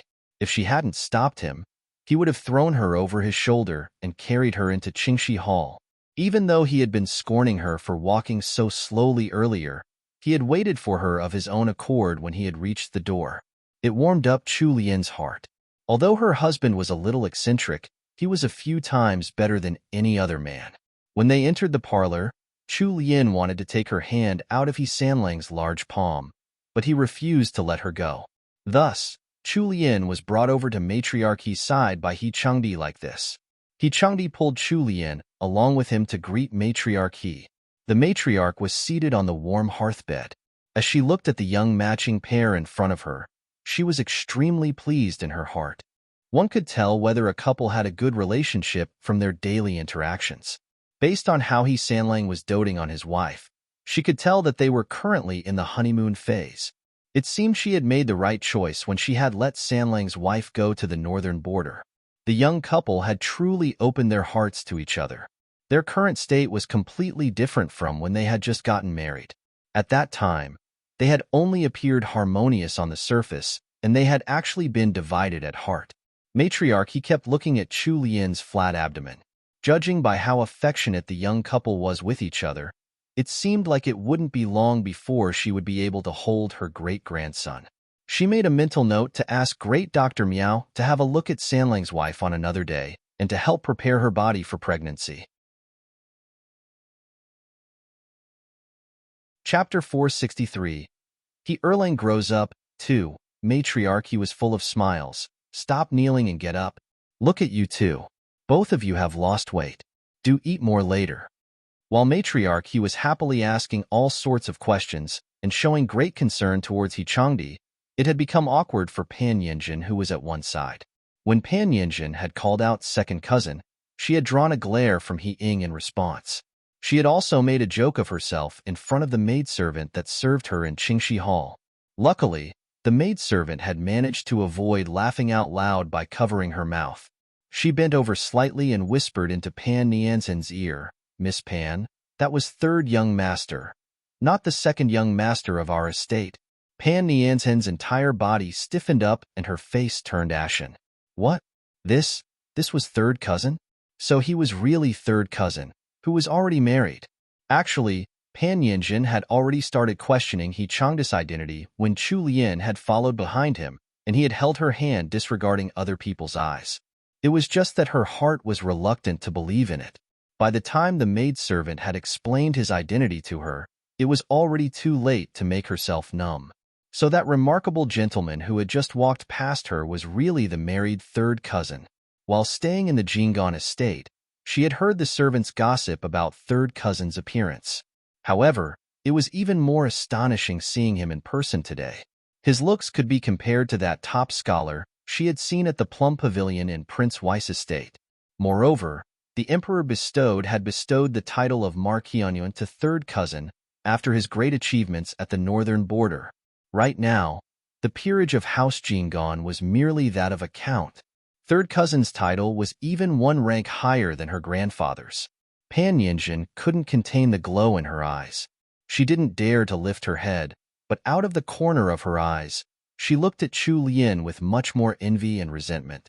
Soon after He Changdi and Chu Lian had settled down into their seats, the maidservant waiting at the entrance of the parlor announced the arrival of second young master. The curtains wavered slightly at first before they were lifted by someone on the outside with great force. At the same time, a tall and burly young man walked in gallantly. He Erlang was dressed in a black official's robe. He had a sturdy figure and a dark complexion. He looked very similar to He Dalong, but his facial features were more refined and prominent. He gave off the impression of a very masculine young man. He Erlang's appearance didn't really fit the current aesthetics of the Great Wu dynasty. However, if he had lived in modern times, he would have been quite popular among girls. He looked exactly like a typical manly man. That was Chu Lian's opinion of He Erlang, but it didn't mean that Pan Yinjin had the same thoughts. She was shocked stiff once He Changjue entered the parlor. In an instant, Pan Nianzhen's face turned deadly pale, and she lowered her head in fright. She really hated boorish men like He Erlang. He looked no different than the shirtless laborers working on the docks. He Erlang looked like a classic example of a simple-minded person with all brawn and no brains. She lowered her head, pursed her lips and remained silent. Yet, He Erlang didn't even notice the sudden addition of a new cousin. He smiled and went up to pay respects to his grandmother. May grandmother remain healthy as always. Grandson gives a belated New Year greeting to grandmother. Matriarch he gave He Erlang a glare. A belated New Year? Don't you know what date it is? It's already 10 days into February. He Erlang rubbed the back of his head and laughed sheepishly as he was helped up by Matriarch He. Anger rose up in Matriarch He while looking at the cause of the thorn in her heart. You're not allowed to run off this year. I've heard that the Emperor intends to let you join the Imperial Guards. You had better seize this opportunity. Since you're in the capital now, let's also take care of your marriage as well this year. Just take a look around you. In this entire capital, are there any young masters around your age that are still single? Are you trying to make this old lady and your parents die of frustration? He Erlang normally hated it when the elders in the family mentioned marriage. Whenever the topic came up, he would lose his temper and patience. His next course of action was usually to avoid returning to the estate after that. However, his attitude had been completely reversed this time. He smiled and bent over at the waist to hold on to Matriarch He's arm. He looked like a big circus bear nodding and bowing to please people. Grandmother, I've made you worry in the past. This year, I'll listen to you and bring back a granddaughter-in-law for you. Chapter 464, Mu Xiang 1. His words shocked Matriarch He. When had this brat become so sensible? The more she looked at it, the stranger it seemed. He Ying's eyes lit up after she heard He Erlang's words. She glanced at her daughter with clear intentions. Unfortunately, Pan Yinjin was still looking down in a daze, and she didn't catch the look her mother had thrown her way. Ying furrowed her brows slightly as she looked at her absent-minded daughter. Matriarch he hadn't expected He Erlang to have suddenly turned so amenable to her requests. Her mood was currently better than it had ever been for some time. She called for everyone to sit down. There were only a few of them, and they were all family, so they didn't separate the men and women for dinner. Everyone gathered around a large round table to eat. Fermented rice wine had been specially prepared for the occasion, so the women could drink freely without fear of becoming drunk. Although they were not separated by gender for dinner, their seating positions had been specially prepared. He Dalong was sat to the left of Matriarch He, while Countess Jinggan was seated on her right. Chu Lian sat beside He Sanlang and Miss Pan was on her other side. He Erlang was seated across from Pan Yinjin. For the reunion dinner tonight, Matriarch He had specifically ordered the kitchen to prepare a table full of dishes. There were also several new dishes that Chu Lian had instructed Xian to make in the main kitchen. The table was laden with a magnificent feast. Ying looked at the exquisite dishes in front of her, before turning to smile at Chu Lian, Sanlang's wife. I heard about Gillen Restaurant the moment I arrived at the capital. Everyone has been saying that the dishes at Gillen Restaurant are the best in the capital. When will I get the chance to try them sometime? Before Chu Lian could answer, Ying pinched Pan Nianzhen's hand under the table. While Miss Pan was shocked, she quickly reacted and continued the conversation. Mother, what do you mean by going to Gillen Restaurant? Third cousin-in-law's Gillen Restaurant hasn't been reopened yet. Upon hearing her daughter's words, Ying looked surprised and smiled sheepishly. Chu Lian swept a cool gaze over the two women beside her. Her expression didn't show any hint of change, and she maintained a faint smile on her face. Thanks to He Ying and her daughter, Matriarch He was also reminded of Gillen Restaurant. The matriarch asked, Lianer, what's happened to Gillen Restaurant? Why hasn't it reopened yet? If it was only He Ying and her daughter asking about it, Chu Lian could simply smile and ignore them. However, now that the matriarch had personally spoken up, she couldn't continue pretending ignorance. Chu Lian replied in a serious manner, Grandmother, I was planning to make some changes to the layout of Gillen Restaurant at first, so I told Xian to close the restaurant before the new year. The servants probably didn't dare to do anything else without my approval, since I wasn't in the capital. Thus, the reopening has been delayed until now. Now that I'm back in the capital, they'll work on reopening the restaurant as soon as possible. Matriarch He dropped her line of questioning and nodded. She advised, it's best if you can reopen it earlier. The old Duke of House Zhang has already sent his servants over several times to ask about it. Chu Lian nodded. Actually, she knew that it was actually the matriarch who was pushing her to reopen the restaurant. If old Duke Zhang really couldn't wait to eat those delicacies again, he wouldn't have sent people over to ask the matriarch. He would have come to look for her himself. He Changda's thick brows wrinkled slightly as he listened to his grandmother's words from the side. The matriarch gave the order to start eating. Since it was a rare reunion, they disregarded the usual formalities and the whole family chatted while eating. Chapter 465 Mu Xiang 2 He Sanlang spoke the least during dinner. He only gave some short replies whenever the matriarch asked him some questions.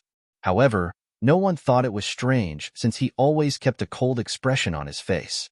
Senior servant Zhou and matriarch He's two personal maidservants had also set up a small table in the side room. 3 dishes and a small pot of rice wine were enough for the 3 of them.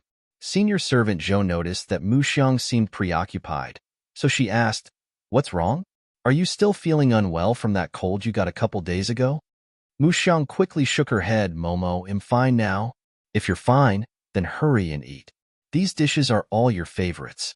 The matriarch specially told the cook in the main kitchen to make more for you. Mu Xiang stared at the appetizing dishes in front of her and scowled in her heart. She didn't like to eat these at all. Did these people really think that she was the former Mu Xiang?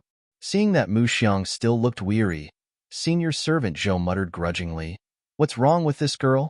She's acting like she's been possessed. Mu Xiang snorted in her heart. That was exactly it. Why else would she be in this lowly body?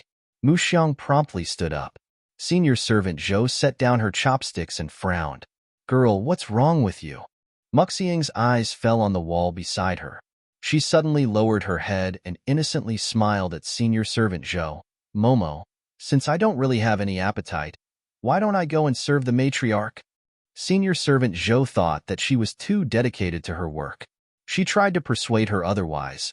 Shangyun and Huxiang are taking care of the matriarch. You don't have to worry. Momo, just let me go, please? I have nothing to do anyway. I just want to spend more time with the matriarch. Senior servant Zhou had no other choice but to let her go. She reprimanded with a smile on her face. Just go then, you silly girl. I knew you were a restless one. Everyone else can't wait to rest more, but you just can't stop working throughout the day. Muxiang curtsied towards senior servant Zhou before she turned to walk to the parlor with a giggle. What senior servant Zhou didn't see was how Muxiang's expression instantly changed after she left the side room. The previously pure and sweet smile morphed into a contorted expression. Muxiang tightly clenched her fists. Her heart was beating fast in her chest as she couldn't hold back the mix of emotions surfacing on her face. It seemed like there was agitation, agony, as well as excitement and tension. In short, various emotions were all mixed up, causing her originally pretty face to warp into a monstrous grimace. Her complex emotions caused her steps to become disorderly. Even though she was trying to restrain it, there was still a voice screaming in her heart. A voice that was trying to break through all the heavy shackles imprisoning it. He Changdi, I'm finally going to meet you again. This time, I won't make the wrong choice anymore. You're my husband. In all our lifetimes, you can only be my husband. Muxiang's whole body was shaking like a leaf as she stepped into the parlor. Not because she was scared, but due to her extreme excitement and elation. All the masters of the He family were busy with their dinner, so they didn't notice Muxiang entering cautiously with light steps. Muxiang slowly lifted her head and looked towards the table in the center of the parlor. The moment her gaze landed on He Changdi, she couldn't pull it away. It was him. It was really him. That was the face that was engraved into her memory. Now that she could finally see his face again, she realized that it hadn't changed at all. Muxiang tightly clenched her hands, using nearly all her strength to prevent herself from jumping right into He Changdi's arms. While in the middle of eating dinner, He Sanlang suddenly turned his gaze towards one corner with cold, probing eyes. Muxiang immediately withdrew her gaze and took on a respectful pose with her hands to her sides. When He Sanlang looked over, all he saw was a familiar-looking maidservant. He was slightly puzzled, but he didn't think much of it. He lowered his head and continued eating. At times, he would pick some food from the dishes that were far away from Chulian and place them in her bowl. TL note, I can't believe some of you actually guessed this plot twist. W. Chapter 466. The End of the Family Banquet. 1. Chu Lian had never gotten such treatment from He Sanlang before, especially under the scrutiny of everyone. As thick-skinned as she normally was, this time, she couldn't help but blush. When no one was watching, Chu Lian shot a glare at He Changdi, who pretended not to notice it and continued putting food into her bowl. Chu Lian was feeling rather helpless about the situation, but she could only let him continue and pretend that there was nothing going on. However, when someone else noticed He Sanlang's loving actions, they were so jealous that their eyes almost turned red. Madame Zhou secretly glanced at He Dalong, who was only concerned with his own meal.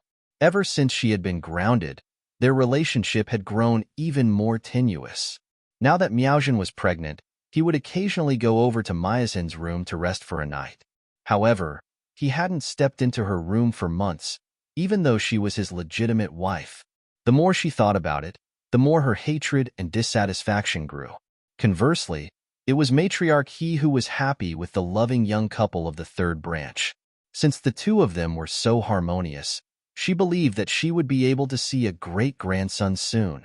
Pan Nianzhen's head was lowered to hide the disappointment in her eyes. She imagined how happy she would be if that person next to He Sanlang was her instead. Meanwhile, Muxiang stood to one corner, her wide sleeves hiding her clenched fists. She didn't even realize that her nails had pierced right into her palms. The mistiness over her eyes showed how lost she was.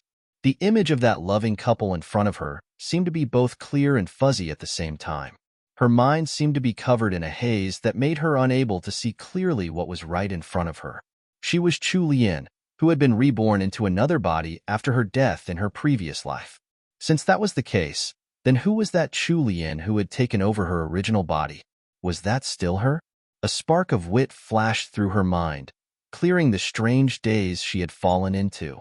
Her eyes instantly turned clear and fierce. How could it be her? She had never shown such an expression on her face ever. Mu Xiang wasn't stupid. As the original female lead, she was rather smart. Furthermore, she was a reincarnated soul, and that had made her even more enlightened than before. Since she had been able to be reborn into a maidservant's body, then it wasn't all that strange that her original body had been taken over by someone else. She was only curious who that person living in her original body was. Mu Xiang took in a deep breath and concealed all the doubts in her heart. She stared greedily at He Changdi one more time before lowering her head and transforming back into the old Mu Xiang. Since her enemies were out in the open, she had to hide herself in the shadows. The element of surprise was going to be her biggest advantage. After living a whole lifetime, she had to be even more careful in this one and plot carefully to get what she wanted. She had enough patience and willpower to wait for her prey to fall into her trap, never to escape again. The corners of Muxiang's lips curled up, and she sneered sinisterly. Unfortunately, there was one factor that was out of the careful Muxiang's expectations. He Changdi was no longer the bright, innocent, handsome young man of the past. He was a man who had undergone the trials and tribulations of his past life. His personality was vastly different from before. He Changdi and Chu Lian had only just returned to the capital after many days of travel, so matriarch he didn't keep the couple for too long. After they were done with dinner, she instructed them to return to their courtyard early to rest. The young couple then escorted Countess Jingan on the way out of Qingxi Hall.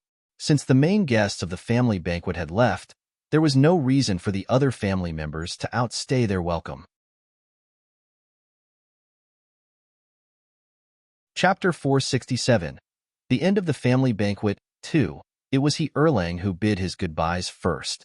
Following that, He Dalong stood up with a flourish of his robes, bowed towards the matriarch, and left the parlor just like that.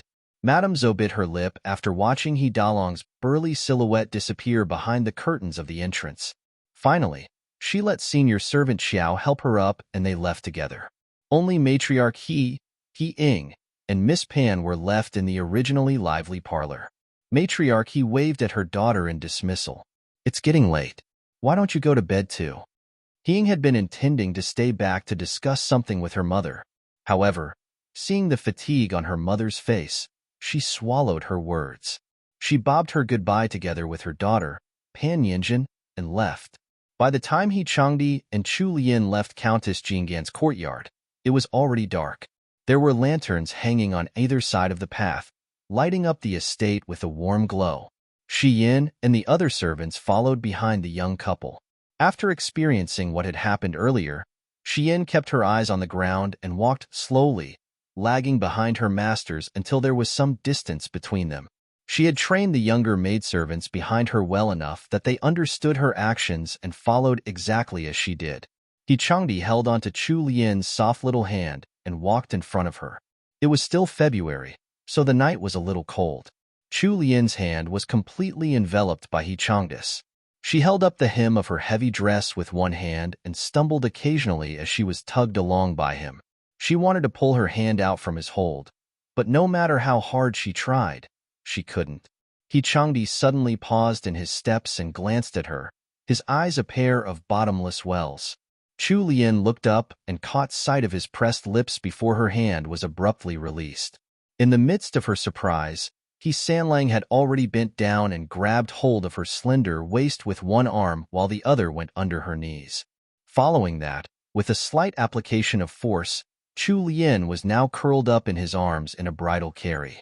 Chu Lian let out a gasp in shock. When she finally regained her senses, she beat at his solid chest with a tiny fist, scolding him angrily. He Changdi, what are you trying to do? Put me down now.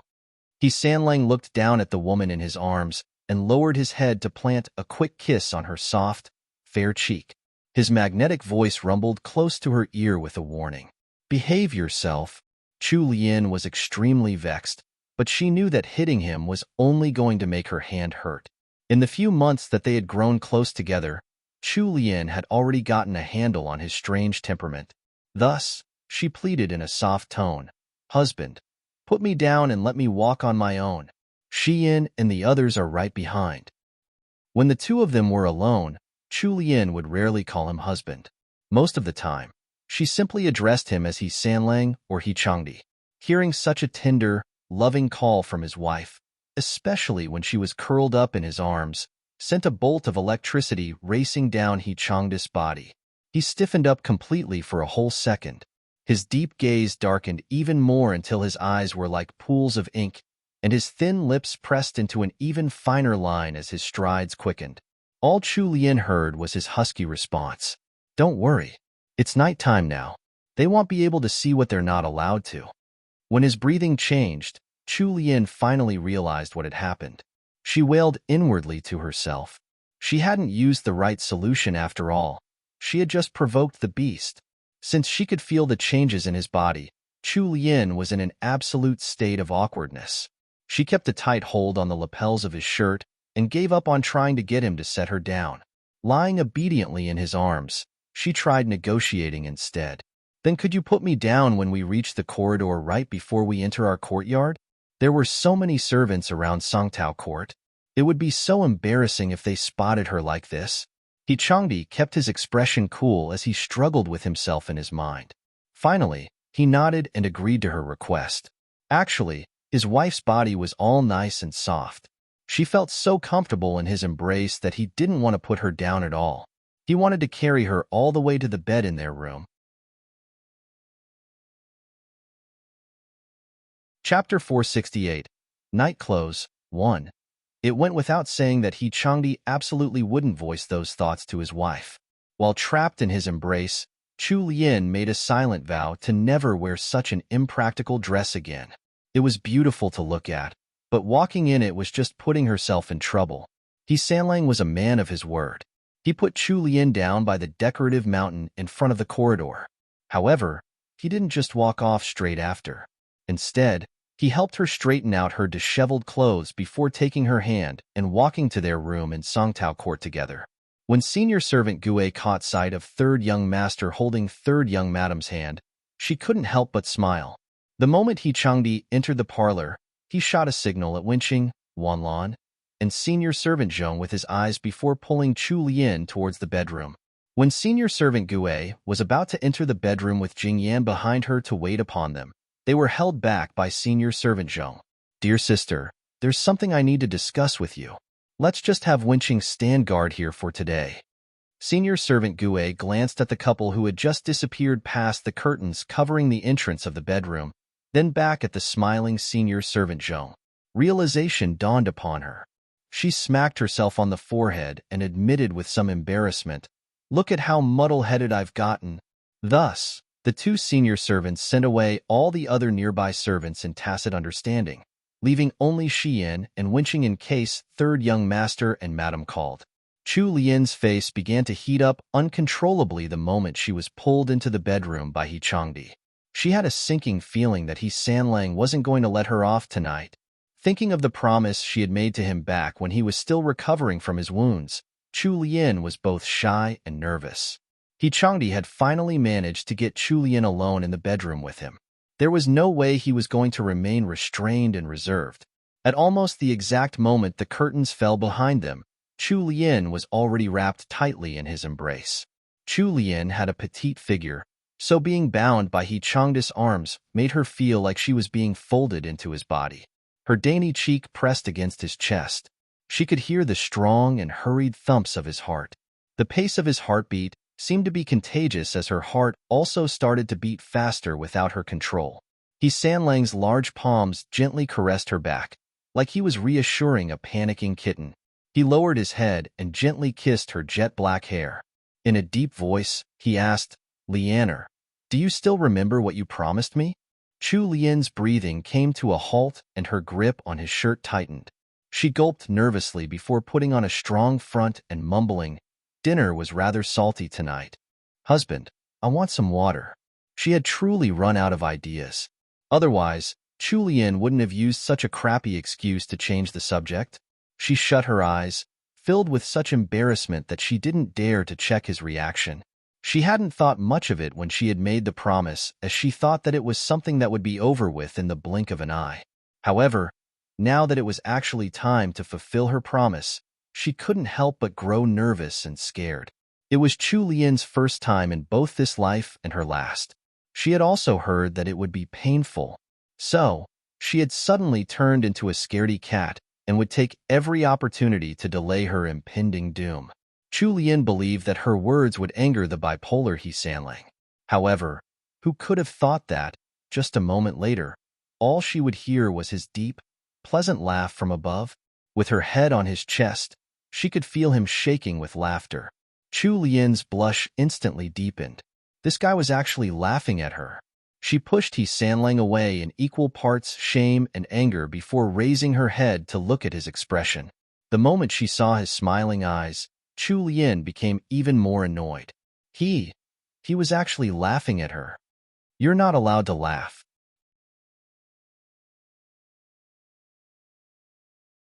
Chapter 469. Night Clothes 2. He Changdi was a good man who listened to his wife, so he endured his urge to laugh and wiped any semblance of a smile off his face. He reinstated his usual cold, indifferent expression. Coupled with the depths of his eyes, he looked rather fearsome now. Chu Lian felt dejected upon seeing how dignified he looked.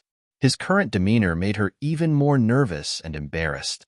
Her face was stiff as the corner of her mouth tugged downwards. It's better if you laugh instead. The hapless He Sanlang let her go and pulled her to the table by the hand. He checked the teapot there only to find out that the water inside had already turned cold. Thus, he sat Chu Lian down by the table before walking off to the outer room, where he ordered Wenqing to bring in her usual honey water. By the time He Changdi returned to the bedroom, Chu Lian was already gone. He Changdi's cold countenance cracked and he snorted. He shook his head with affection and helplessness. She was usually so capable, yet when push came to shove, she was actually a scaredy cat. However, what he had tonight was time. With this mindset, He Changdi walked out of the bedroom and kindly instructed Wenqing and Xian to wait upon Chu Lian. Chu Lian had been hiding in the bathroom. When she heard the footsteps of He Changdi leaving, she patted her chest in relief.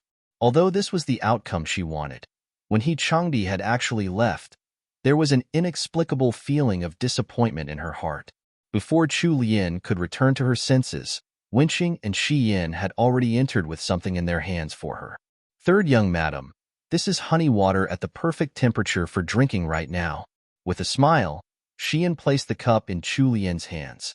The blush that had just receded on Chu Lian's face resurfaced once again. She slowly took a sip from the cup before probing them. Where's third young master? Wenqing was already preparing hot water for Chu Lian's bath, so Xian was the one who answered.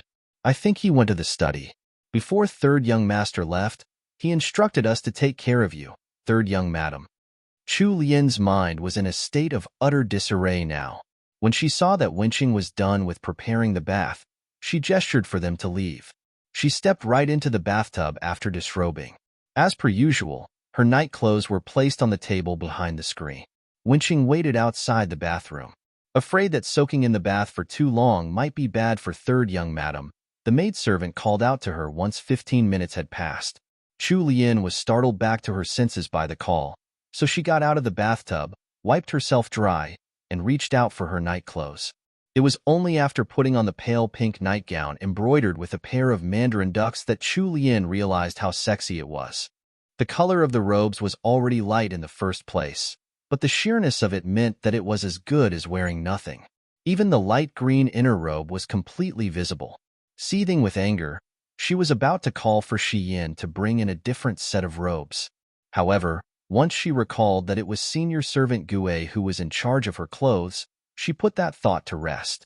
If she didn't wear this now, senior servant Gue would definitely torture her with a round of nagging the next day.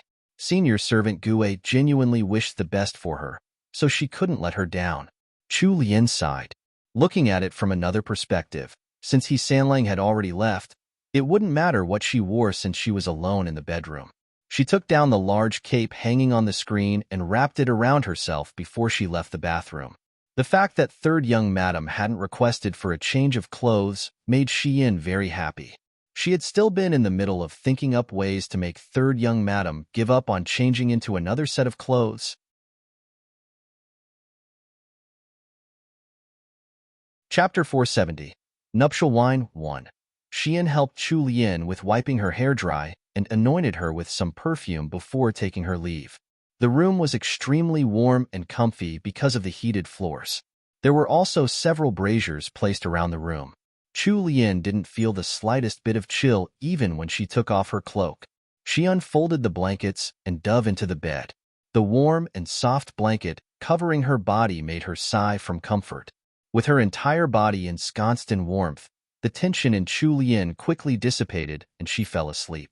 While in a half-dazed state, she felt someone pulling her into the crook of an arm. Due to her experience from before, Chu Lian hadn't fallen into a deep sleep, so this action startled her awake. The moment she opened her eyes, she was faced with He Changdi, whose eyes were as bright as stars in the night sky. Chu Lian turned mute with shock. It took her a moment to take a hold of herself and speak. "You? Why are you here?" At this point, He Changdi had already lifted up the blanket and made his way into the warm and cozy nest. He tightened his grip around her and stared calmly at her blushing face. He let out a gentle laugh. "Were you expecting me to sleep in the study instead of our bedroom?" Since he had just lifted up the blanket, it hadn't completely settled down to cover their bodies yet. The whole area from Chu Lian's neck to her chest was exposed to his gaze.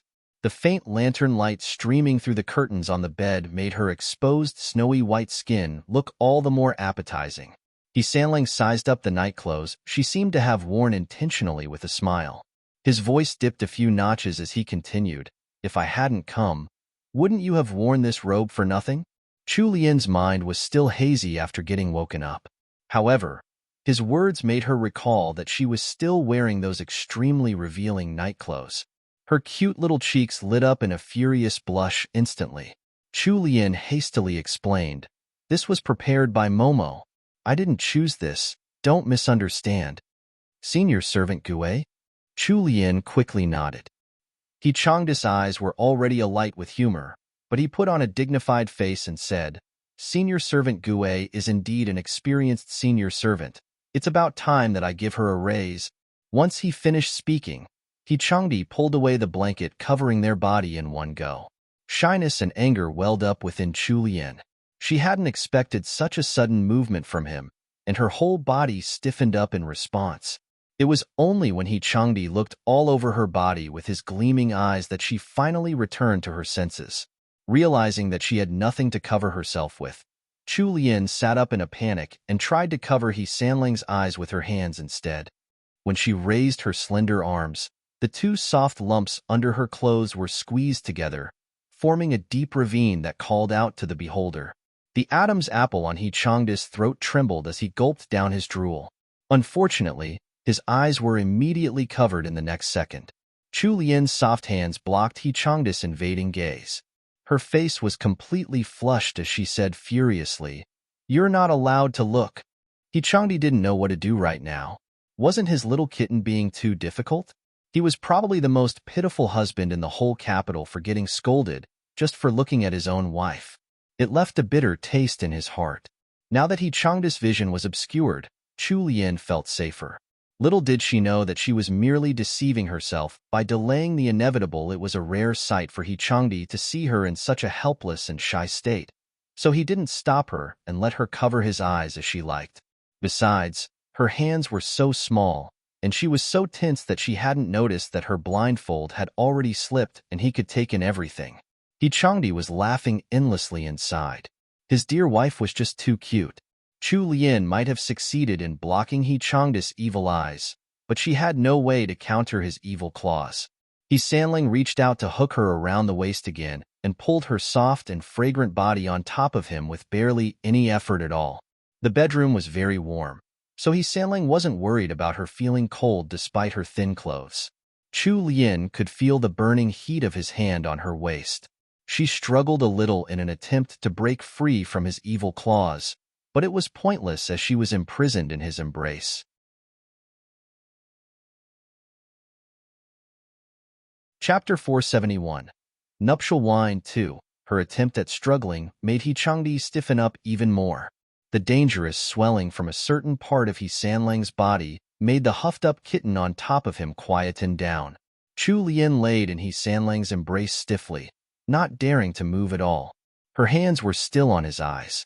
This position was extremely uncomfortable for her, but she felt too embarrassed to put down her hands. The hand that He Sanlang had wrapped around her waist was now rubbing her back in a soothing motion. He said with a chuckle, "Put down your hands." Chu Lian shook her head first before realizing that he couldn't see her actions since his eyes were covered. She coughed awkwardly and attempted to start a negotiation. "I can put down my hands, but only if you let me change my clothes, okay?" He Changdi found this really funny. Even at this point, his little kitten was still trying to flee. He stopped being courteous and used his other hand to grab hold of her slender wrists.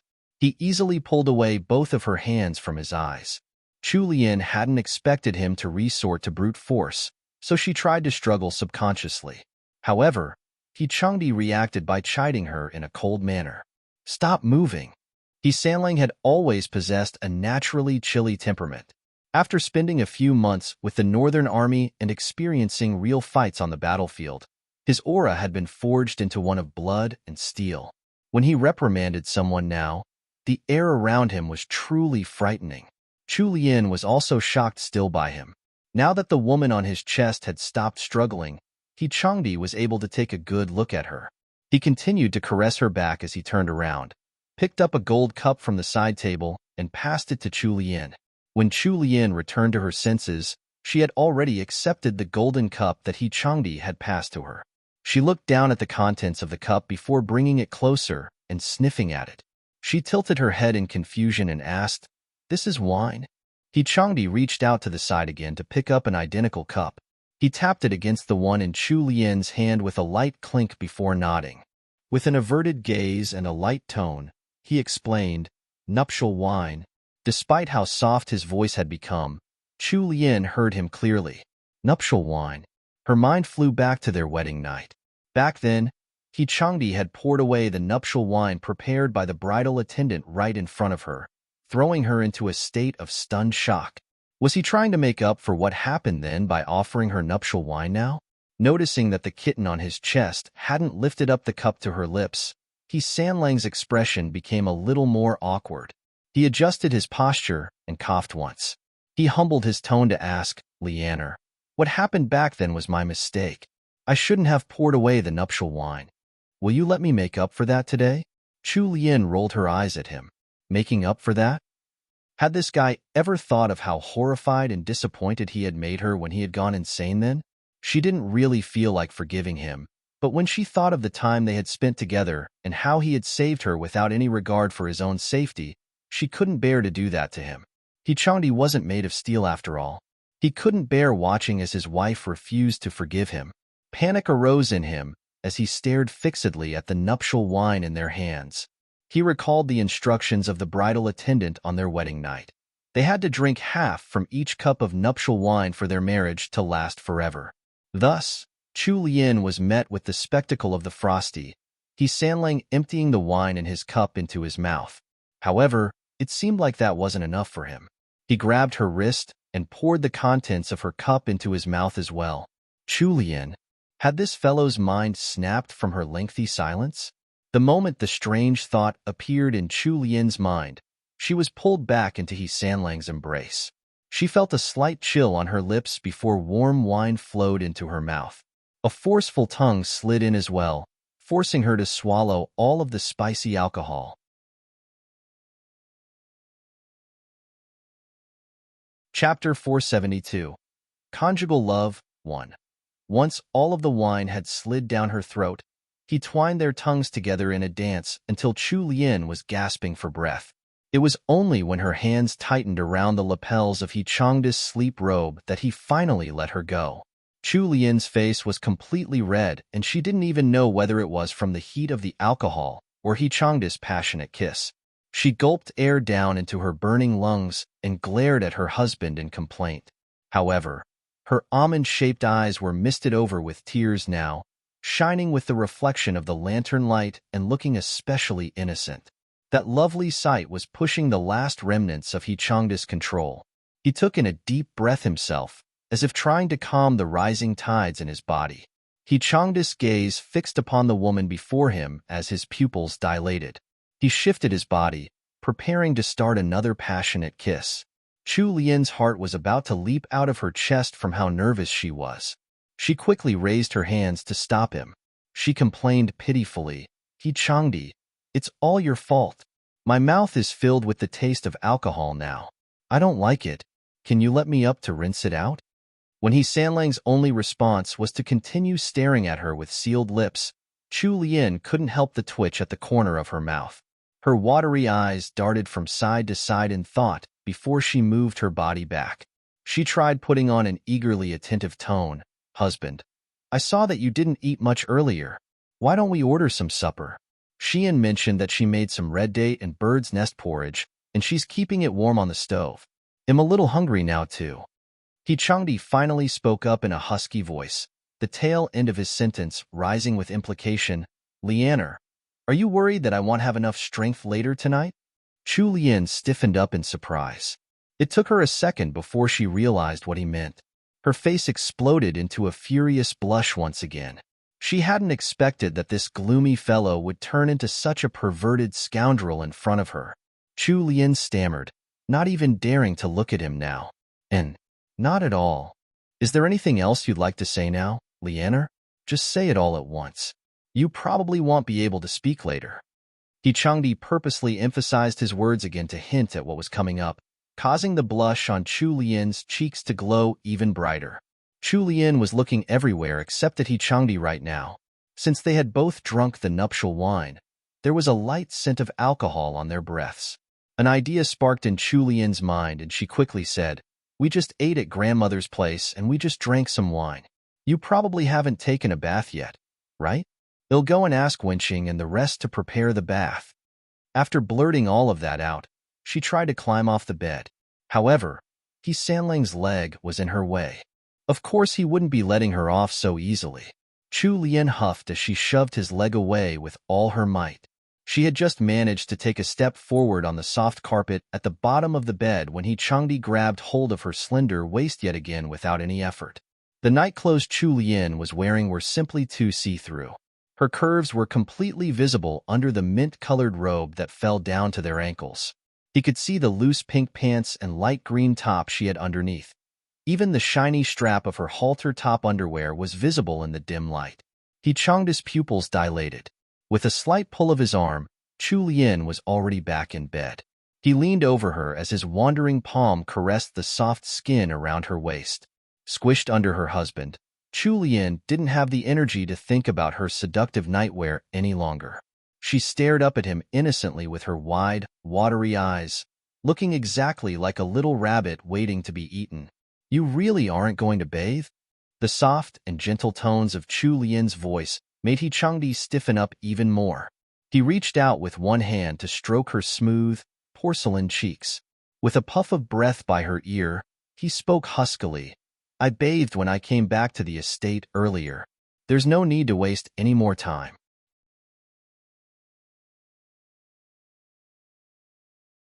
Chapter 473, Conjugal Love 2. Once he finished speaking, Chu Lian could feel some wetness on her sensitive earlobes as he sucked on them. Chu Lian tried to push him away and tried to retort in her urgency, "But it's already been a whole afternoon and we just drank wine." Hichangdi couldn't let her off any longer now that they were already here. Chu Lian was his lawfully wedded wife after all. This was supposed to have happened a long time ago. Since they were in mutual love now, he had done pretty well to restrain himself up to this point. Before Chu Liuan could finish her words, Hichangdi grabbed the tip of her chin. His dark eyes were slightly narrowed as they roamed all over her body, like a conqueror looking over his territory.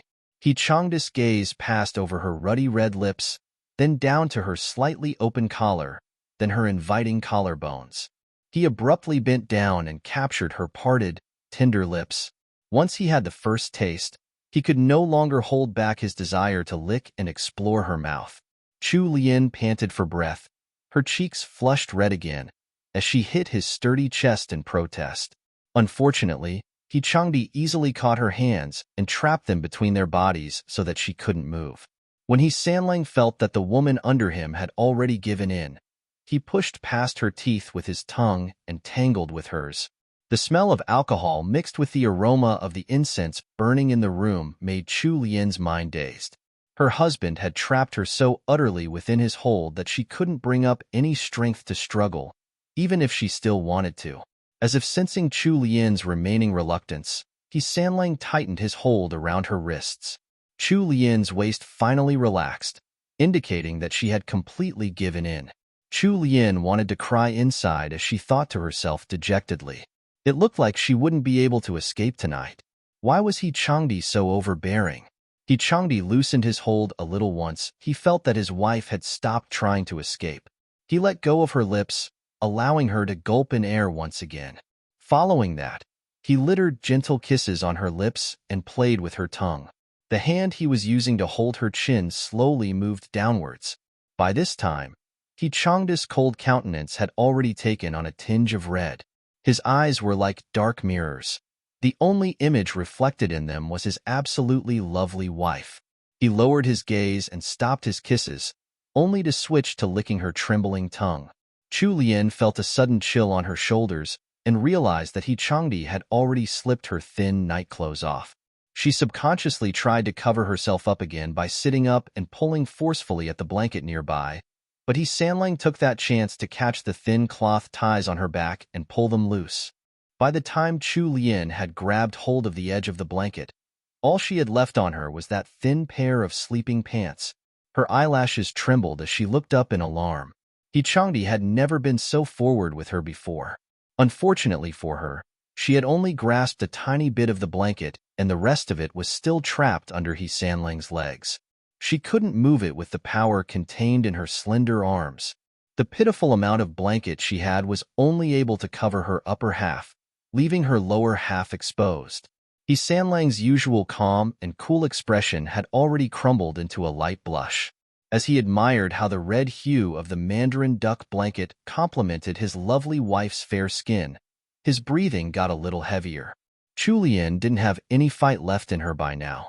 She held onto the corner of the blanket to protect what was left of her modesty as she tried to appeal to her husband with a pitiful expression and a soft voice. "Husband, please let me off for tonight."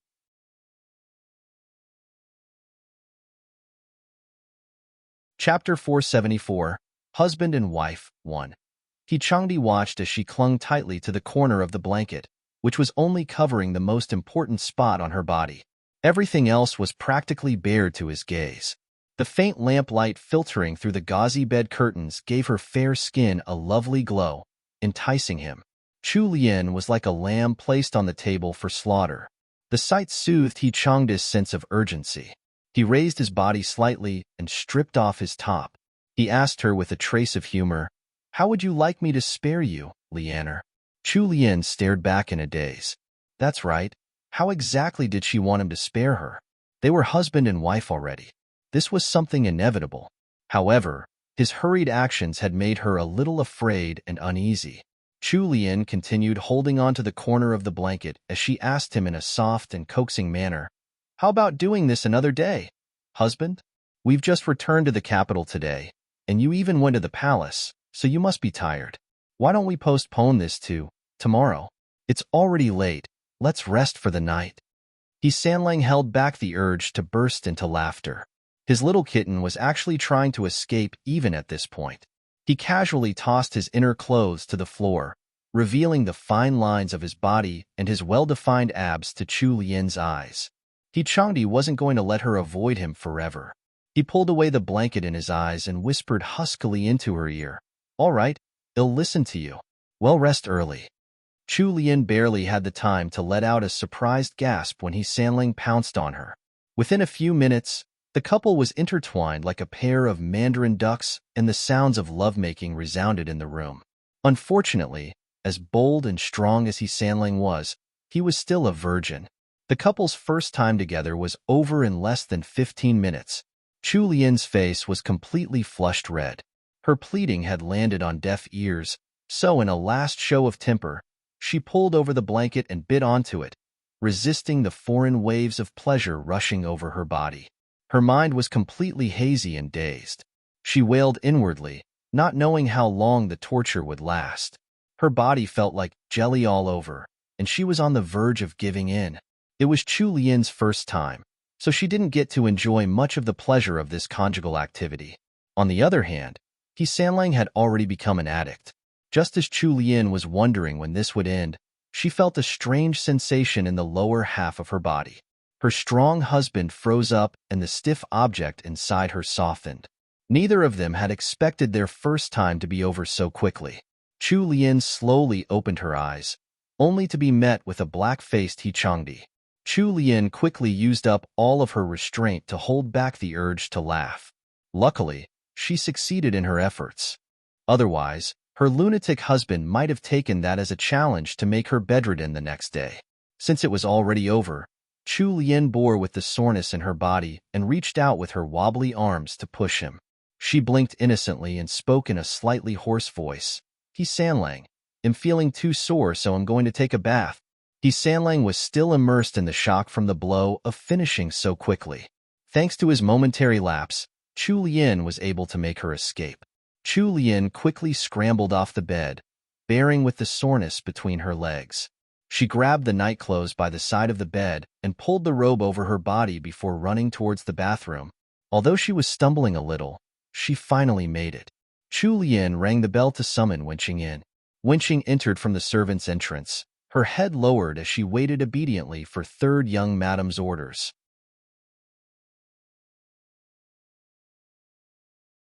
Chapter 475. Husband and Wife 2. Chu Lian's strength had already been completely sapped by the activities just now, so she leaned against the screen and told Wenqing to prepare a hot bath. When that was done, Chu Lian entered the fragrant, steaming bath and let out a comfortable sigh of relief. Strength was slowly returning to her limbs. When she recalled what she had just done with He Changdi in bed, a furious blush flared back to life on her cheeks. She covered her burning cheeks with her hands and soaked in the bath in an absent-minded daze until the sound of footsteps resounded behind her. The moment she turned around, she was met with the gloomy-looking He Sanlang. Her husband stripped off his sleeping robe and tossed it haphazardly to one side before stepping right into the bathtub. She didn't have any time to react before He Changdi was already in the bath with her. With another pull of his long arms, she was already wrapped in his naked embrace. Chu Lian's eyes widened in shock. It took her a moment to find her voice again. He Changdi, what are you doing? Get out. The usual cold layer of frost had returned to He Sanlang's handsome face. He scooped up some warm water and poured it over Chu Lian's smooth shoulders before suddenly bending over to nibble her earlobe. His deep and hoarse voice echoed in the bathroom. What am I doing? I'm just taking a bath. Chu Lian saw that his hands were starting to wander, so she started struggling. The level of water in the bath dwindled as water splashed all over the bathroom. In the end, they weren't able to finish their bath as half of the water in the tub had spilled over. Chu Lian let out a shrill cry as she was carried back to their bed by He Changdi. He Sanlang seemed to be trying to prove himself to her as he entered her continuously, ignoring Chu Lian's pleas for mercy. At last, he managed to last longer than their first hurried coupling. Near the end, Chu Lian didn't even have the strength to lift a finger any longer. The moment He Changdi had finished, she dozed right off into sleep from fatigue. He Changdi was covered in beads of sweat all over, but his mood was the highest it had ever been. He pulled out and went off to the bathroom to clean himself. When he was done, he found a handkerchief and dipped it in warm water to clean Chu Lian's body. When he finished cleaning his wife and realized that red marks had been left all over her snow-white skin from his excessive use of force, guilt rose within him and he started feeling vexed with himself. He helped Chu Lian into a clean set of nightclothes and gently fed her a few spoonfuls of the warm honey water on the side table. Finally, he changed the bedsheets before carefully setting her back down on the bed and snuggling right in with her, gaze fixed on her defenseless sleeping expression. Outside, in the servants' wing, Xian was feeling sorry for her mistress. She knew that Chu Lian hadn't consummated her marriage with He Changdi on their wedding night, and that this was the couple's first time together. Even at the start, when there hadn't been much movement from the bedroom, she had still been extremely worried. Later on, after Wenqing had gone in to prepare a hot bath, the sounds and movements coming from inside the bedroom were even louder than before. She could even hear her young madam's soft cries. Chu Lian had never cried in front of her servants before. Xian was frantic with worry, afraid that third young master was abusing her mistress. She had listened to the gossiping senior servants in the past when she had been bored. The servants had talked about how there was a servant being abused by her husband, who took out the stresses of his job on her and beat her until she cried for mercy. The more she thought about it, the more worried she got until she couldn't take it any longer. Xian abruptly stood up and spoke. I have to go in to check on third young madam. I won't let anyone bully third young madam, even if it's third young master. Wenqing was alarmed by Xian's declaration. How could she really let Xian enter the bedroom? If the two of them entered the bedroom at this time, their lives would likely be forfeit. She practiced martial arts, so her hearing was more acute than Xian's. Furthermore, senior servant Zhong had specially educated them on the birds and the bees, so she was much more knowledgeable than Xian on these matters. It wasn't easy for her to explain it so openly. However, she understood that it was always hard for women on their first time. Although she felt for third young madam as well, she was more afraid of third young master. They were just servants, so it was better if they didn't interfere with their master's activities.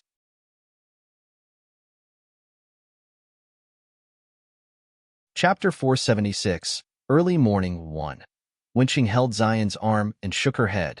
She whispered, Sister Xian, you don't have to worry so much. Third young master usually dotes on third young madam. Why would he bully her? As servants, we shouldn't interfere with our master's business. Moreover, third young madam didn't call for us. We can't just go in like that. Also, think about third young madam's personality. If she was really being bullied, wouldn't she call for help? Although Xian was still worried, Wenqing ultimately convinced her. After their masters had returned to Songtao Court, they were able to see for themselves how much third young master cared for third young madam. Also, third young madam was someone who would definitely return an eye for an eye. If she really suffered any grievance, she wouldn't endure it silently. The two personal maidservants stayed up until midnight. Xian finally breathed a sigh of relief when they could no longer hear any movement within the room. Wenqing finally relaxed as well, her face flushed. Since their masters had settled down for the night, they didn't need two servants to stay up for the night shift. In the end, Wenqing told Xian to take a rest and leave her to keep watch through the night in the side room by herself. After leaving the room, Xian didn't immediately go back to her room to rest. She headed to senior servant Gui's room first to report that the young couple had finally consummated their marriage. Senior servant Gui was still awake, waiting for Xian's report. After receiving the news, senior servant Gui clasped her hands together and bowed in prayer. A smile appeared on her face. She pushed Xian and said, Well, I can rest assured now. If third young madam gives birth to a son in the future, he'll be able to enjoy my old age in peace. It's getting late now. You should hurry and go sleep.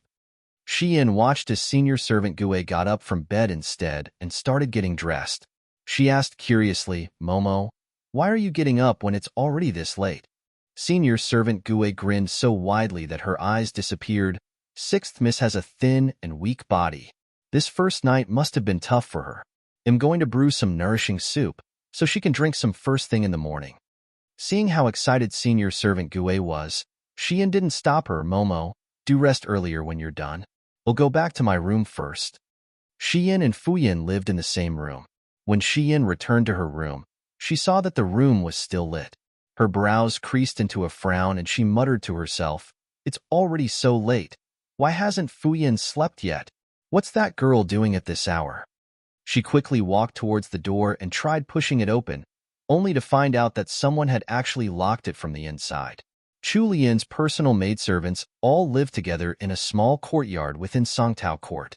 They usually took turns to be on standby with their masters at night, so the courtyard entrance and the room doors were never locked. There was also a senior servant guarding the courtyard entrance at night. It was even more strictly guarded outside, so nothing had ever happened before. A trace of suspicion was aroused in Xian's heart. She called out softly to Fuyin from outside the door. Fuyin suffered a fright when she heard the door being pushed. She had been expecting Xiyin to be on duty until morning since she was taking the night shift. Who could have thought that Xiyin would return to their room at this time? She panicked and hid the letter she had been clutching in her hands under her pillow. She straightened out her dress and calmed her breathing before opening the door as if nothing had happened. When the door opened from the inside, Xiyin immediately entered the room, only to see that Fuyin hadn't even changed her clothes. It was obvious that she hasn't slept yet, so she asked, "It's so late. Why aren't you resting? It's your turn to serve third young madam tomorrow." Fuyin went over to the bed and sat down. She picked up the sewing basket next to her and said, "I wanted to finish sewing the flower on this handkerchief before going to sleep. I didn't realize that time flew by so quickly, so it's already midnight." Xiyin furrowed her brows. "There's no need to stay up so late. You can work on the handkerchief anytime. All right, go to sleep now. If something goes wrong tomorrow, Momo won't spare you." They'll listen to Sister Xiyin. "We'll pack my things up and sleep now. It won't happen again."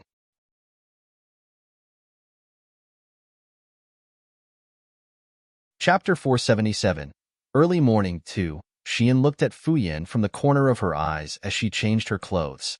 She felt that Fuyin was acting rather strange tonight, but she hadn't been able to find out anything after questioning her. In the end, she decided to let it go. The light in the room was quickly snuffed out. Fuyin reached for the letter under her pillow in the dark, her eyes wavering. Finally, she gritted her teeth and made her decision. Chu Lian slowly opened her eyes. Her mind was still in a haze since she had just woken up. However, once she moved, her whole body began to ache and she almost cried out loud. Memories from last night suddenly rushed into her mind like a tidal wave. Chu Lian was stunned by her recollections for a moment before annoyance and anger overtook her mind. That he Sanlang.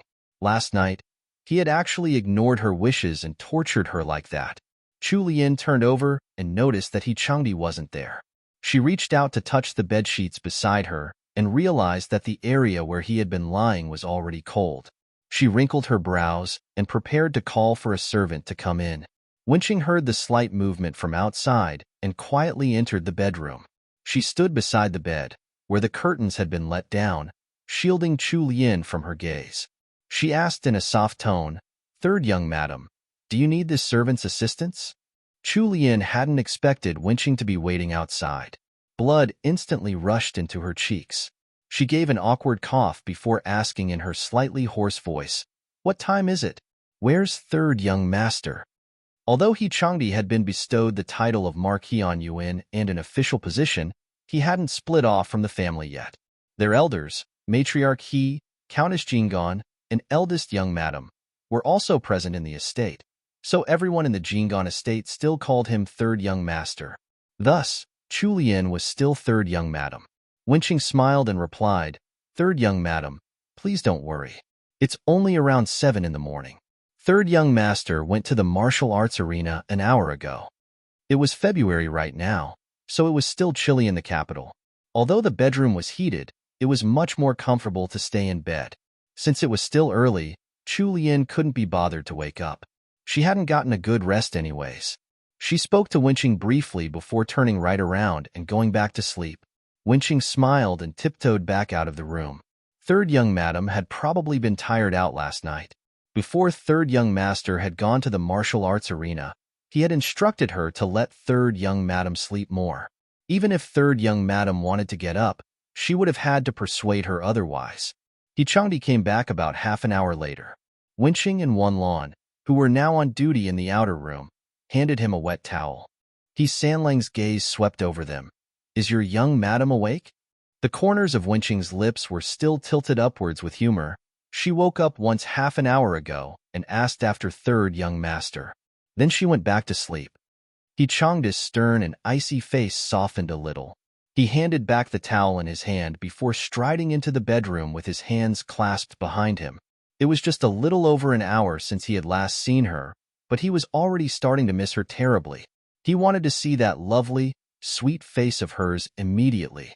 Chu Lian was still deep in slumber when she felt something ticklish on her nose. She impatiently reached out with one hand, wanting to brush it off. Her slender wrist emerged from the loose sleeve of her nightgown. The little strength that she used was nothing to He Sanlang. There were a few obvious red spots on her pale wrist, which looked strangely similar to the marks on her neck. The light in He Changdis' deep eyes darkened. He held her fair arm and started dropping light kisses over the marks on her arm. Next, he gently tucked her arm back into the warm blankets. He took off his shoes and shifted closer to Chu Lian before pulling her into his embrace, blanket and all. That action finally woke Chu Lian up. She opened up her almond-shaped eyes, looking slightly dazed with a lovely blush on her face.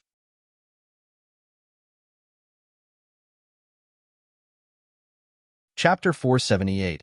Early morning 2. The moment she opened her eyes, it was He Changdi who fell into her sight. By the time she was able to overcome that short instant of confusion, He Sanlang had already tried placing a gentle kiss on her soft lips. Chu Lian immediately reacted by turning her head to avoid it. Her temper peaked. She said, "He Changdi, you lied to me last night." Her whole body was wrapped up in the blanket within his embrace. She couldn't move at all. At this moment, she could only move her lips. He Changdi couldn't hold back his chuckles when he saw her flushed face. When did I ever lie? When Chu Lian recalled his shameless and insatiable demands from last night, she gnashed her teeth in frustration. However, she had already experienced for herself how well he could twist his words. Moreover, they were lying together on the bed right now, and her whole body was still aching. She couldn't afford to provoke him. Chu Lian pouted and turned her head away. She didn't want to answer his question. He Sanlang stared at her reddened earlobe for a moment. He lowered his head to suck on it, his warm breath puffing over Chu Lian's ear as he whispered huskily, "It was my bad last night. Does it still hurt?" The blush on Chu Lian's ears extended to her entire face after hearing his question, especially since they were in such an intimate pose. She pursed her lips together and remained silent. It was too embarrassing to talk about this. Moreover, He Changdi wasn't a doctor. He wouldn't be able to help even if she told him that it was hurting. When He Sanlang saw that his wife was evading his gaze with a bashful look, he could guess what her answer would have been. He Sanlang was worried about her, so he suggested, "Don't go over to visit grandmother and mother this morning. I'll send someone to let them know." Chu Lian's eyes widened, and she immediately shook her head upon hearing his suggestion. "You can't." She had been completely fine and healthy yesterday. If she didn't visit her elders today for the usual morning greetings, what would everyone else think? Chu Lian didn't want to discuss this topic with him any longer. She shifted her position and looked at the handsome man beside her. She brought up her own question. "You went out to exercise in the morning?" A spark of discomfort flashed through He Changdis' deep eyes, but he quickly recovered his usual calm. He squeezed the lovely woman in his embrace. It's an old habit I've had even before I went to the north. When I joined the northern border troops later, Uncle Qian was really strict, so the time I spent on training became even longer." He Sanlang didn't dare to speak the truth. Actually, after consummating their marriage, he had been too excited to fall to asleep last night. He held her in his arms and just stared at her all night and only managed to nap for about 3 hours. When he had woken up, it was still dark outside. Chu Lian had been sleeping on his chest with her rosy cheeks, fair skin, and bright red lips.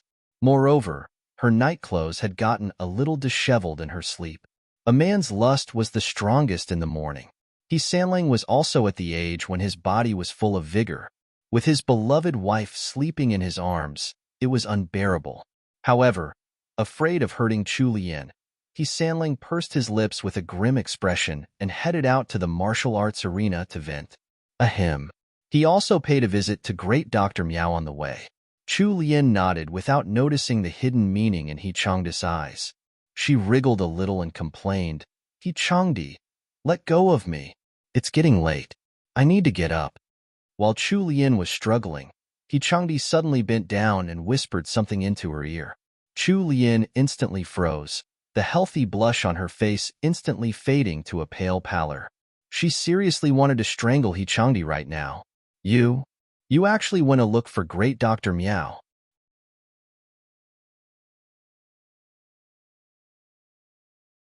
Chapter 479. Early morning, 4. Sanlang had a cold expression on his face, but his voice was hoarse. Be good.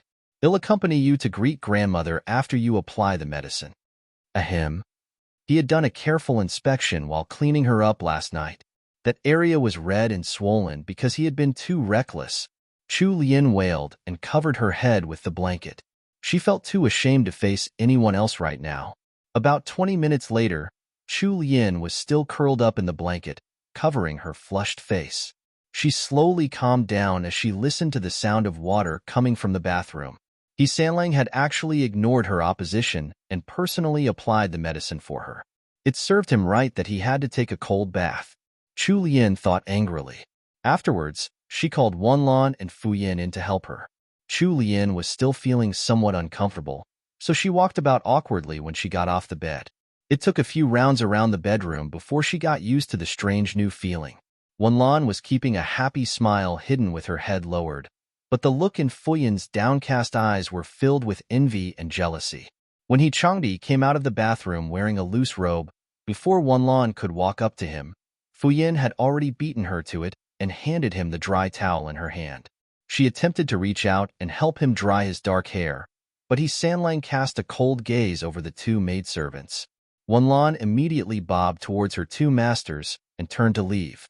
When she noticed that Fu Yin was still standing there in a daze, she grabbed Fu Yin's hand and dragged her out before third young master got angry.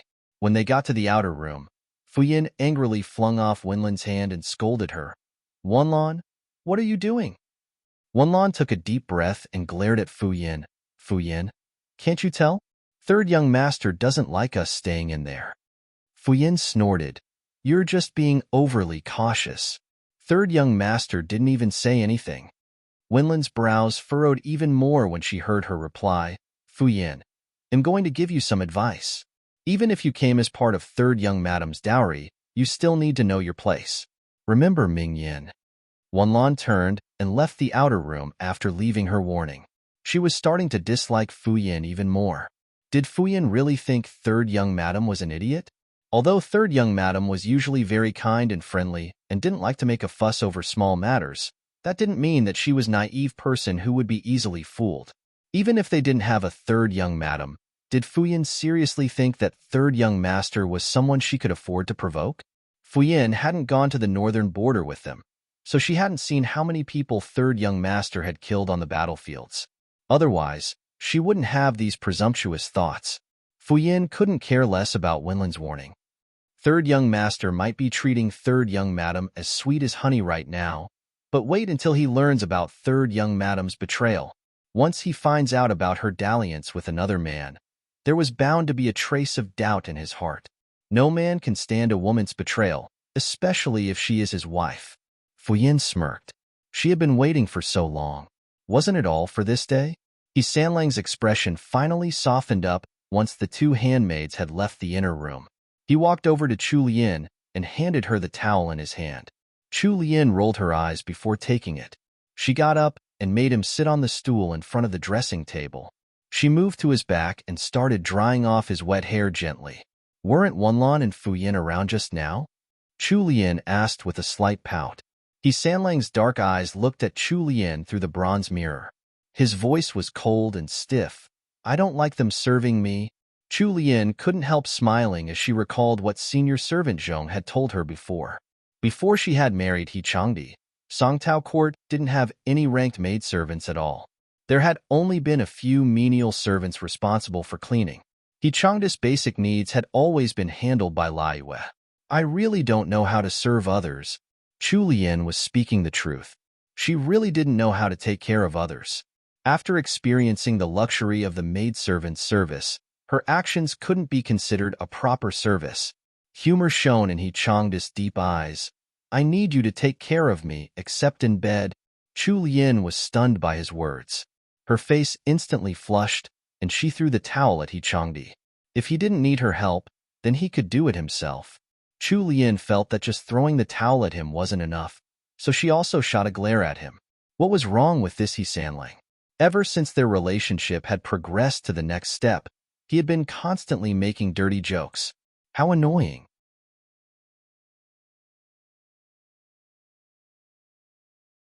Chapter 480. To manage the household. 1. Although the emperor had already verbally appointed He Changdi as an administrator of the Department of Appointments, he hadn't taken up the post officially yet, as he had just returned to the capital not too long ago. He would have to go to the imperial court to receive the role through an official ceremony eventually. After he and the other accomplished officers from the north had returned to the capital, they had all been granted half a month of leave after their meeting with the emperor. During this period, He Sanling planned to spend more quality time with his family. The couple continued whispering sweet nothings to each other in the bedroom. Once they had their breakfast, it was time for them to pay their respects to their elders. The two first visited Qingxi Hall, before going over to Countess Jingan's courtyard. Countess Jingan was leaning slightly skewed against the headboard of a bed, with a thick quilt covering her body. She seemed to be in great spirits, perhaps thanks to He Changdi's safe return from the north and the news of his great accomplishments. Her previously thin and pale face had now gained a little more color, making her seem more lively. He Changdi and Chu Lian went to visit great Dr. Miao together and heard from him that Countess Jingan's condition was taking a turn for the better. He was preparing to use the Snow Mountain Mist Flower in a few more days to make some medicine to permanently cure the root of Countess Jingan's illness. The young couple was seated by Countess Jingan's bed. Countess Jingan held Chu Lian's hand as she chatted with them. In the middle of their conversation, Countess Jingan said with a smile, "Lianer, I've missed your cooking while you were away." A slight smile surfaced on Chu Lian's face. "What would you like to eat, mother? As long as it's good for your health, I'll make it right away." Before she had departed for the north, Chu Lian had regularly sent portions of food to the other courtyards whenever she cooked up something new in Songtao Court. She assumed that Countess Jingan had become accustomed to her cooking. Countess Jingan looked to be in serious thought for a moment. "The candied kumquats I ate the last time were very good, but kumquats are hard to find right now. Would you be able to use hawthorns instead?" Chu Lian nodded with a smile. "Yes, hawthorns are fine too. I'll make them myself and send them over to you myself when I'm done, mother." Countess Jingan chatted with the two for some time before letting them leave. They left the bedroom and headed out to the parlor, but the moment they had just stepped out of the parlor, Chu Lian's footsteps came to a halt. He Changdi found it strange, so he followed the direction of her gaze and looked towards the corridor on the right. They watched as a pregnant woman with a protruding belly walked towards them while being supported by two servants. The pregnant woman seemed pretty young. She was wearing a loose apple-red robe with a matching brocade cloak. Her hair was shaped into a simple bun, with just an ordinary golden hairpin holding it up. Although her face had become chubbier, Chu Lian was still able to recognize her instantly. She was Countess Jingan's personal maidservant, Miaozhen. Chu Lian hadn't expected Miaozhen's belly to have grown so quickly in the few months that she had been away. When Chu Lian thought of her eldest brother-in-law He Changdi, she felt sorry for him. He Changdi and Chu Lian were standing in a rather secluded area. They were basically in a blind spot from where Miaozhen was right now. Just as Chu Lian and He Changdi were about to leave, they heard conversation coming from Miaozhen's direction. One of the maidservants supporting Miaozhen asked, "Sister Miaozhen, are you feeling any discomfort today?" Miaozhen smiled and replied, "Not at all, I'm feeling good." The servant then asked, "Sister Miaozhen, are you still craving sour foods?" This time, Miaozhen didn't reply and shyly nodded instead. The servant gave a wide smile. "Sister Miaozhen, my mother said that craving for sour food means that it's a boy and craving for spicy food means that it's a girl. The child in your belly is definitely a little young master." The servant then paused for a moment, as if she was afraid that someone might be eavesdropping. She intentionally moved closer to Miaozhen's ear and lowered her voice. "Our house doesn't have a little young master yet. If Sister Miaozhen gives birth to a boy, your position will be stable." She had kept her voice quiet, but Chu Lian was still able to hear every word she said. The brows on Chu Lian's little face furrowed together. Happiness was written all over Miaozhen's face at the thought, while the servants supporting her giggled out loud. While Chu Lian was staring blankly at them, He Changdi grabbed her hand. It was still cold in February, so this sent warmth to her icy cold hand. He Sanlang's handsome face reverted back to the grim expression that he put on in front of others. He then stooped over and whispered into Chu Lian's ear, "Let's go." Chu Lian stopped looking in Miazin's direction and gave a slight nod in response. After getting her agreement, He Changdi quickly pulled her away. Wan Lan and the other servants tactfully kept a distance while still following behind their masters. It was only when Chu Lian and He Changdi had finally left the parlor that Miaozhen noticed their presence. She immediately stopped in her tracks, subconsciously attempting to greet third young master and madam, but it was impossible for her to catch up with them considering the speed at which He Sanlang was dragging Chu Lian away. The servants by Miazin's side stared after the tall figure of He Changdi with dazed looks. Sister Miaozhen, is that third young master? Miaozhen nodded. Her brows knitted together, but she didn't speak. She looked away and continued heading towards Countess Jingan's bedroom. You're tuning in to the Romance Rendezvous YouTube channel. We're so grateful for your support, and don't forget to subscribe to join us on this incredible journey through captivating stories. Your generosity through donations truly makes a world of difference, as it's the primary source of revenue that allows me to expand and enhance this channel for you. Thank you from the bottom of my heart for being a part of this adventure.